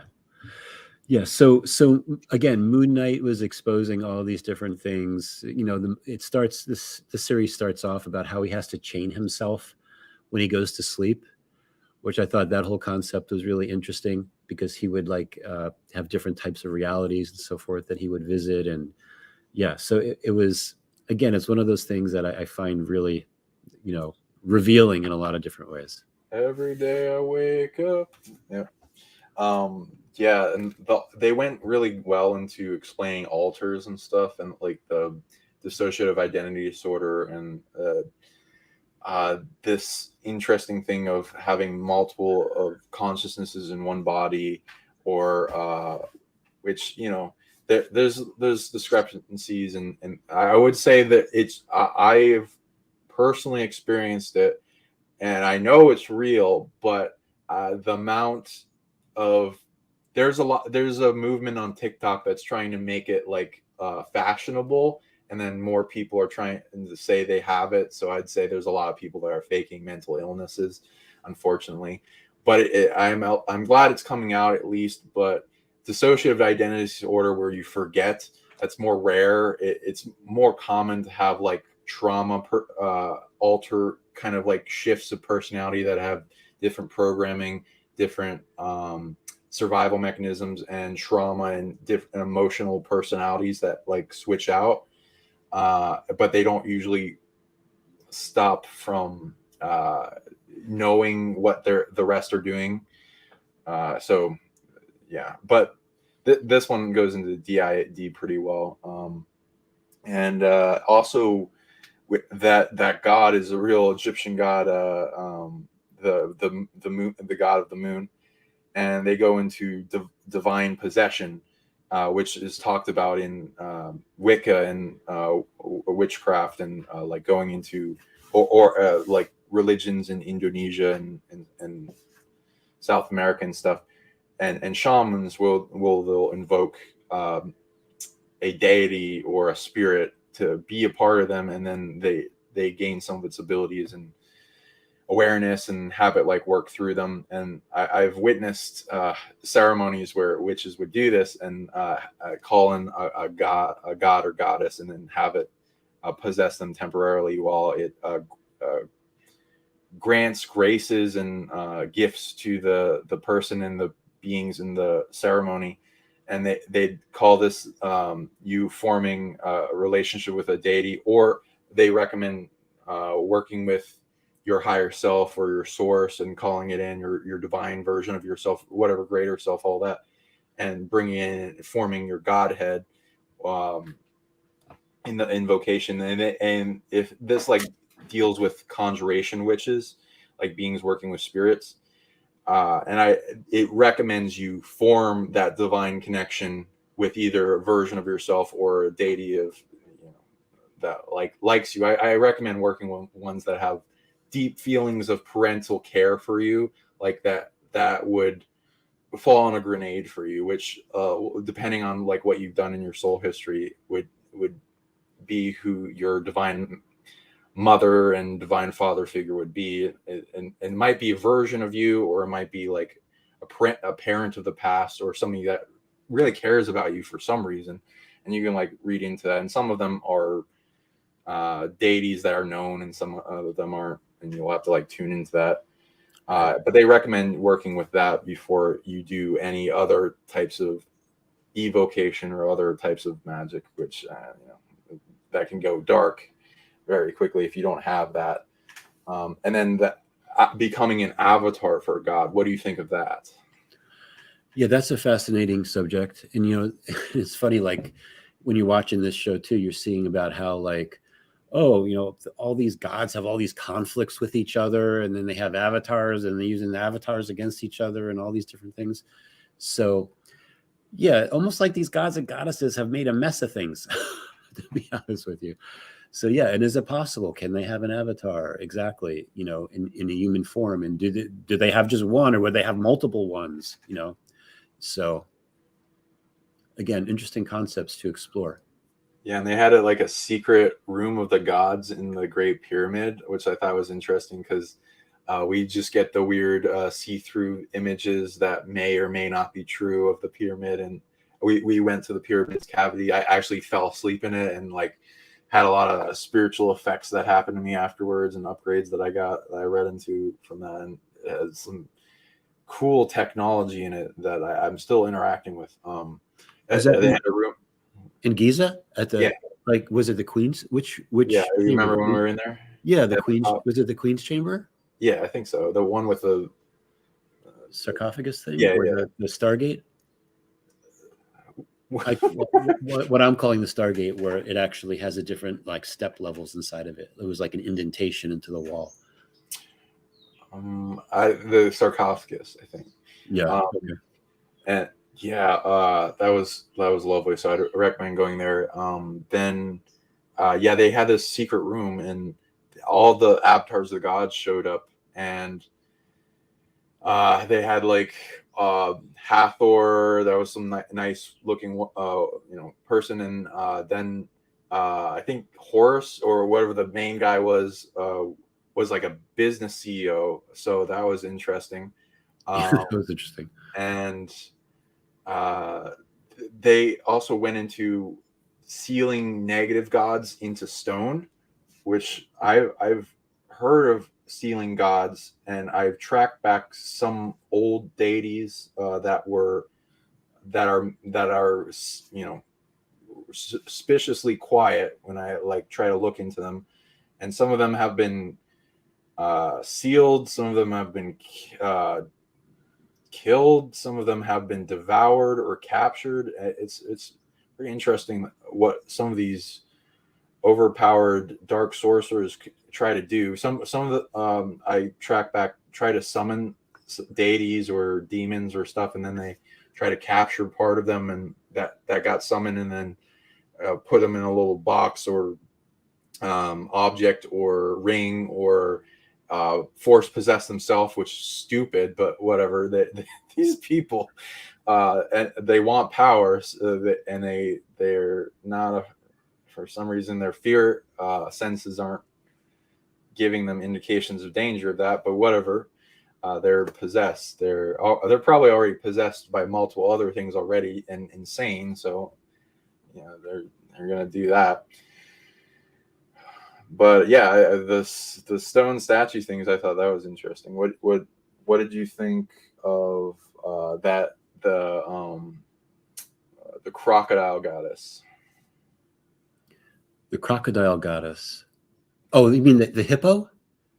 Well, there was the hippo, but the giant crocodile woman. Man, I don't remember that. It's like Amit, the main villain.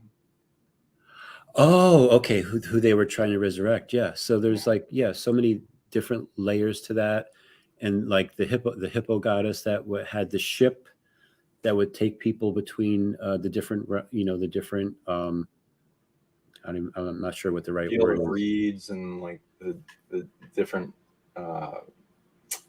afterlife realms. Yes. Yeah. Exactly.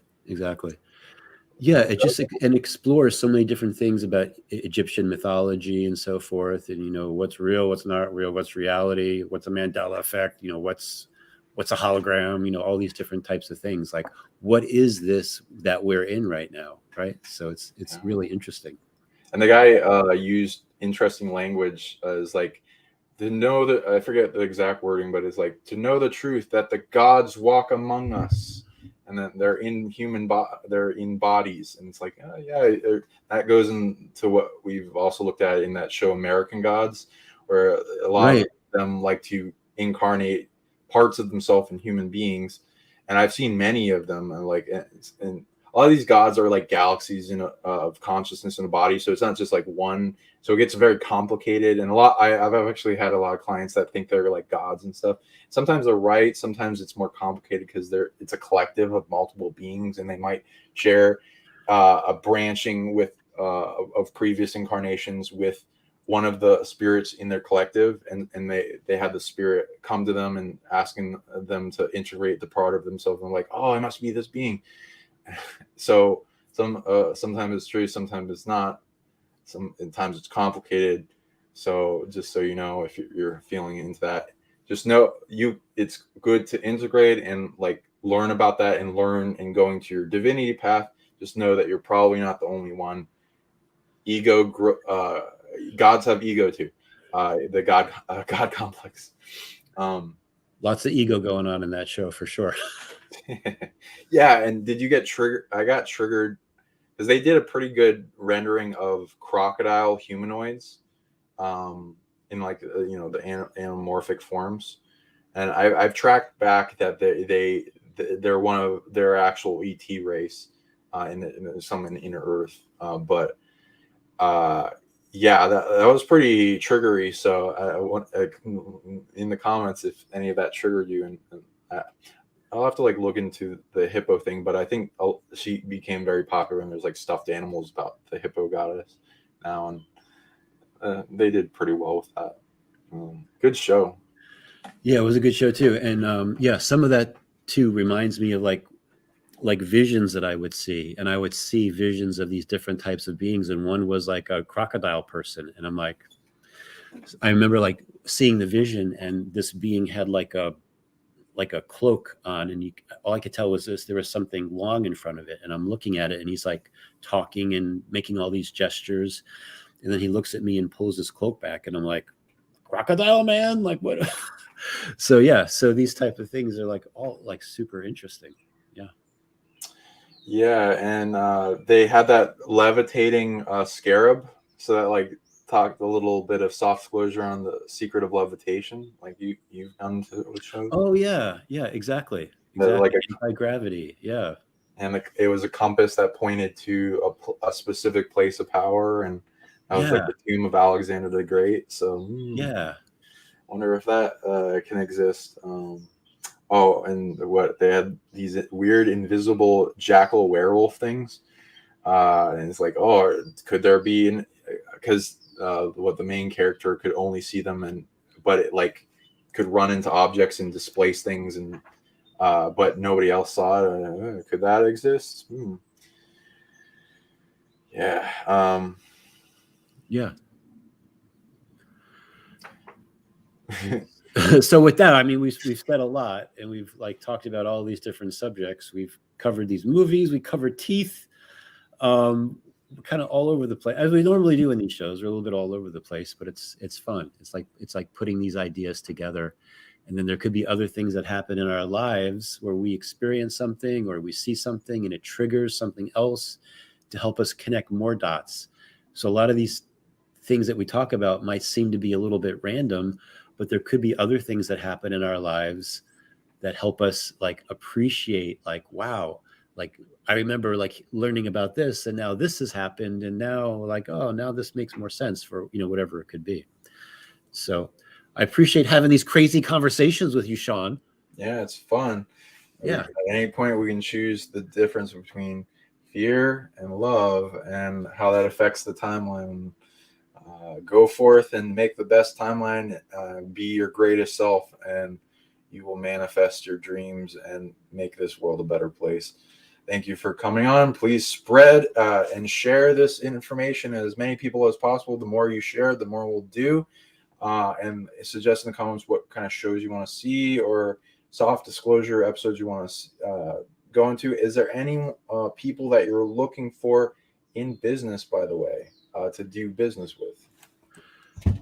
Yeah. So like for myself, one of the things that's very interesting that I'm trying to like figure out how to bring into my business is the concept of the blockchain and the concept of decentralization, especially when it comes to the food supply, because that's something that I'm really concerned about. Because it's said that, I think Henry Kissinger said this, that if you can control the food, you can control the people, and that can't happen. You know, you can't do that. So are there technologies, are there things that we could build for the future to make it so that we're not all reliant on one thing? And a lot of people here have probably been hearing about all these like food processing plants that have been just, whether it's a plane crashing into them or they're just catching on fire, or there's all like millions and millions, 20 million, maybe 40 million like chickens that have been killed because of the whole Asian flu scare. And I was trying to figure out, how did that happen? Like chicken farms in Europe and chicken farms in the United States, all of a sudden they're all coming down with the Asian flu. And what's like, are there chickens flying? Like, are they getting on planes, or are other birds like somehow interacting with them? But when you know the industry, you know that's not happening, because a lot of these birds never even see the light of day. Like they're in these hen houses where it's like literally all artificial control. Like, so how is this stuff happening? Like, is our food supply in the process of being manipulated right now? And are we going to stand by and allow this to happen? Like, what can we do? So these are the type of things that keep me awake at night, because I'm really concerned about that, you know, for the good and abundance for all. Because as humans, we have the right to be abundant. We don't want to be living in a debt monetary system. You've got crazy inflation going on, all these things, you know, on the planet that are just like raising people's awareness that there's something wrong, that there's something that's not right that's going on. So yeah, so these type of concepts, there's something called Web 3.0, which is the next version of the internet, which I find very interesting as well. Just real quickly, I'll just say, like Web 1.0, like when the internet first came out, it was about displaying information. So you could read a story in the newspaper, or you could look at, you know, like an encyclopedia, like look up information. And then Web 2.0 came out, and that was all interactive, and there are databases involved, and all this information that you could interact with. You could, like Facebook, for example, and message people back and forth, blah, blah, blah. Now they're talking about something called Web 3.0, which is the next, hopefully the next version of the internet, which is more for you and your protection. So as an example right now, like people will sell your data. Like if you're in a room where there's an Amazon Alexa and you happen to be talking to somebody about a conversation, all of a sudden in your news feed, stuff could start popping up from that conversation for you to buy something. And you wonder how, you know, what's going on? Why are all these things happening? And with Web 3.0, it begins to prevent that. And you own your own data. So if you wanted to sell it to someone, you know, you could sell your data to someone and you could make money from it, or you could choose to be completely private. So there's so many things that are happening in the world and technology and so forth. So if people have ideas about these types of things, and right now my company is looking for developers that know something called Flutter, which is a way of building mobile apps. We're like looking for Flutter developers right now. But really, like, if you're interested, send me your resume and I'll take a look at it and see if there's a spot for you. So those are the types of things I'm looking for to expand that part of my business. Yeah. Wonderful. Awesome. And I'm looking for animators that can make little avatar versions of us, or you have an avatar on your shoulder, Sean. Yeah, little avatar Lotus. These what are those VR avatar things that people can have? I like to make that because that can be a way for me to shoot up the algorithms, wake up more people. So anyone that can make those, let me know. Also, looking for lawyers and people that have like multiple skills and want to trade for abilities and stuff, and I can give you lots of abilities and teach you how to do what I do. And we're looking for a way to improve the situation of the global food supply chain and make it so that it's resilient and undestroyable and abundance for all. So we're trying to make a project. Can you explain a little bit more on that? It's really all about abundance, and really all the parts to it. I'm not sure exactly what all the different parts are. I have some concepts in mind that I'm not like ready to share publicly yet. But yeah, a way for people to connect and be able to, like, so basically situations where you are restricted because of food, or you're worried about going to the grocery store because some of the shelves are bare. Like, are there other ways so that you can provide for your family and not have to worry about that? So I'm working on some concepts with that. So yeah, and let us know if you're interested in us talking about and bringing together ways to solve the global food crisis and these things that are trying to, total coincidence that like over 90 plus and rising food food processing plants went up in fire. Yeah, nothing to see there. yeah, There's totally nothing called a plower. Clower and pivot strategy in like socialist countries that like invade other countries and try to make it so that their food supply chain gets disrupted, their oil gets disrupted, and a bunch of other methods to break down the civilization so they have a revolution, and then they infiltrate the revolution and then cause the timeline to shift towards their goals. Nothing to see there. But yeah, let us know if you want us to talk about it, and we want to form a collective towards that are interested in solving this problem and to work together for abundance. So let us know in the comments and share this video if you want to see more and help solve these problems to have the best possible timeline. And Lotus is hello with her purring into the mic. Say hello. Yeah, and I'll be doing more light language and our meditation group in the future and all that. So some very interesting things to look forward to. All right, Sean, I'll let you and Lotus enjoy the rest of the evening together. Snuggle on the light side of the timeline. Yeah. Hope you all have a great night. Fly. Yeah, and thank you everyone for listening and watching and your support. It all, it means a lot. Thank you all. May we all have abundance. May our bubble of reality be filled with abundance. And cats. That's what I ask for all of us. And cats. Lots of cats. And lots of cats. Maybe not that many, but yeah, felines, lyran. Yeah, sure, absolutely. All right, everybody. Thank you.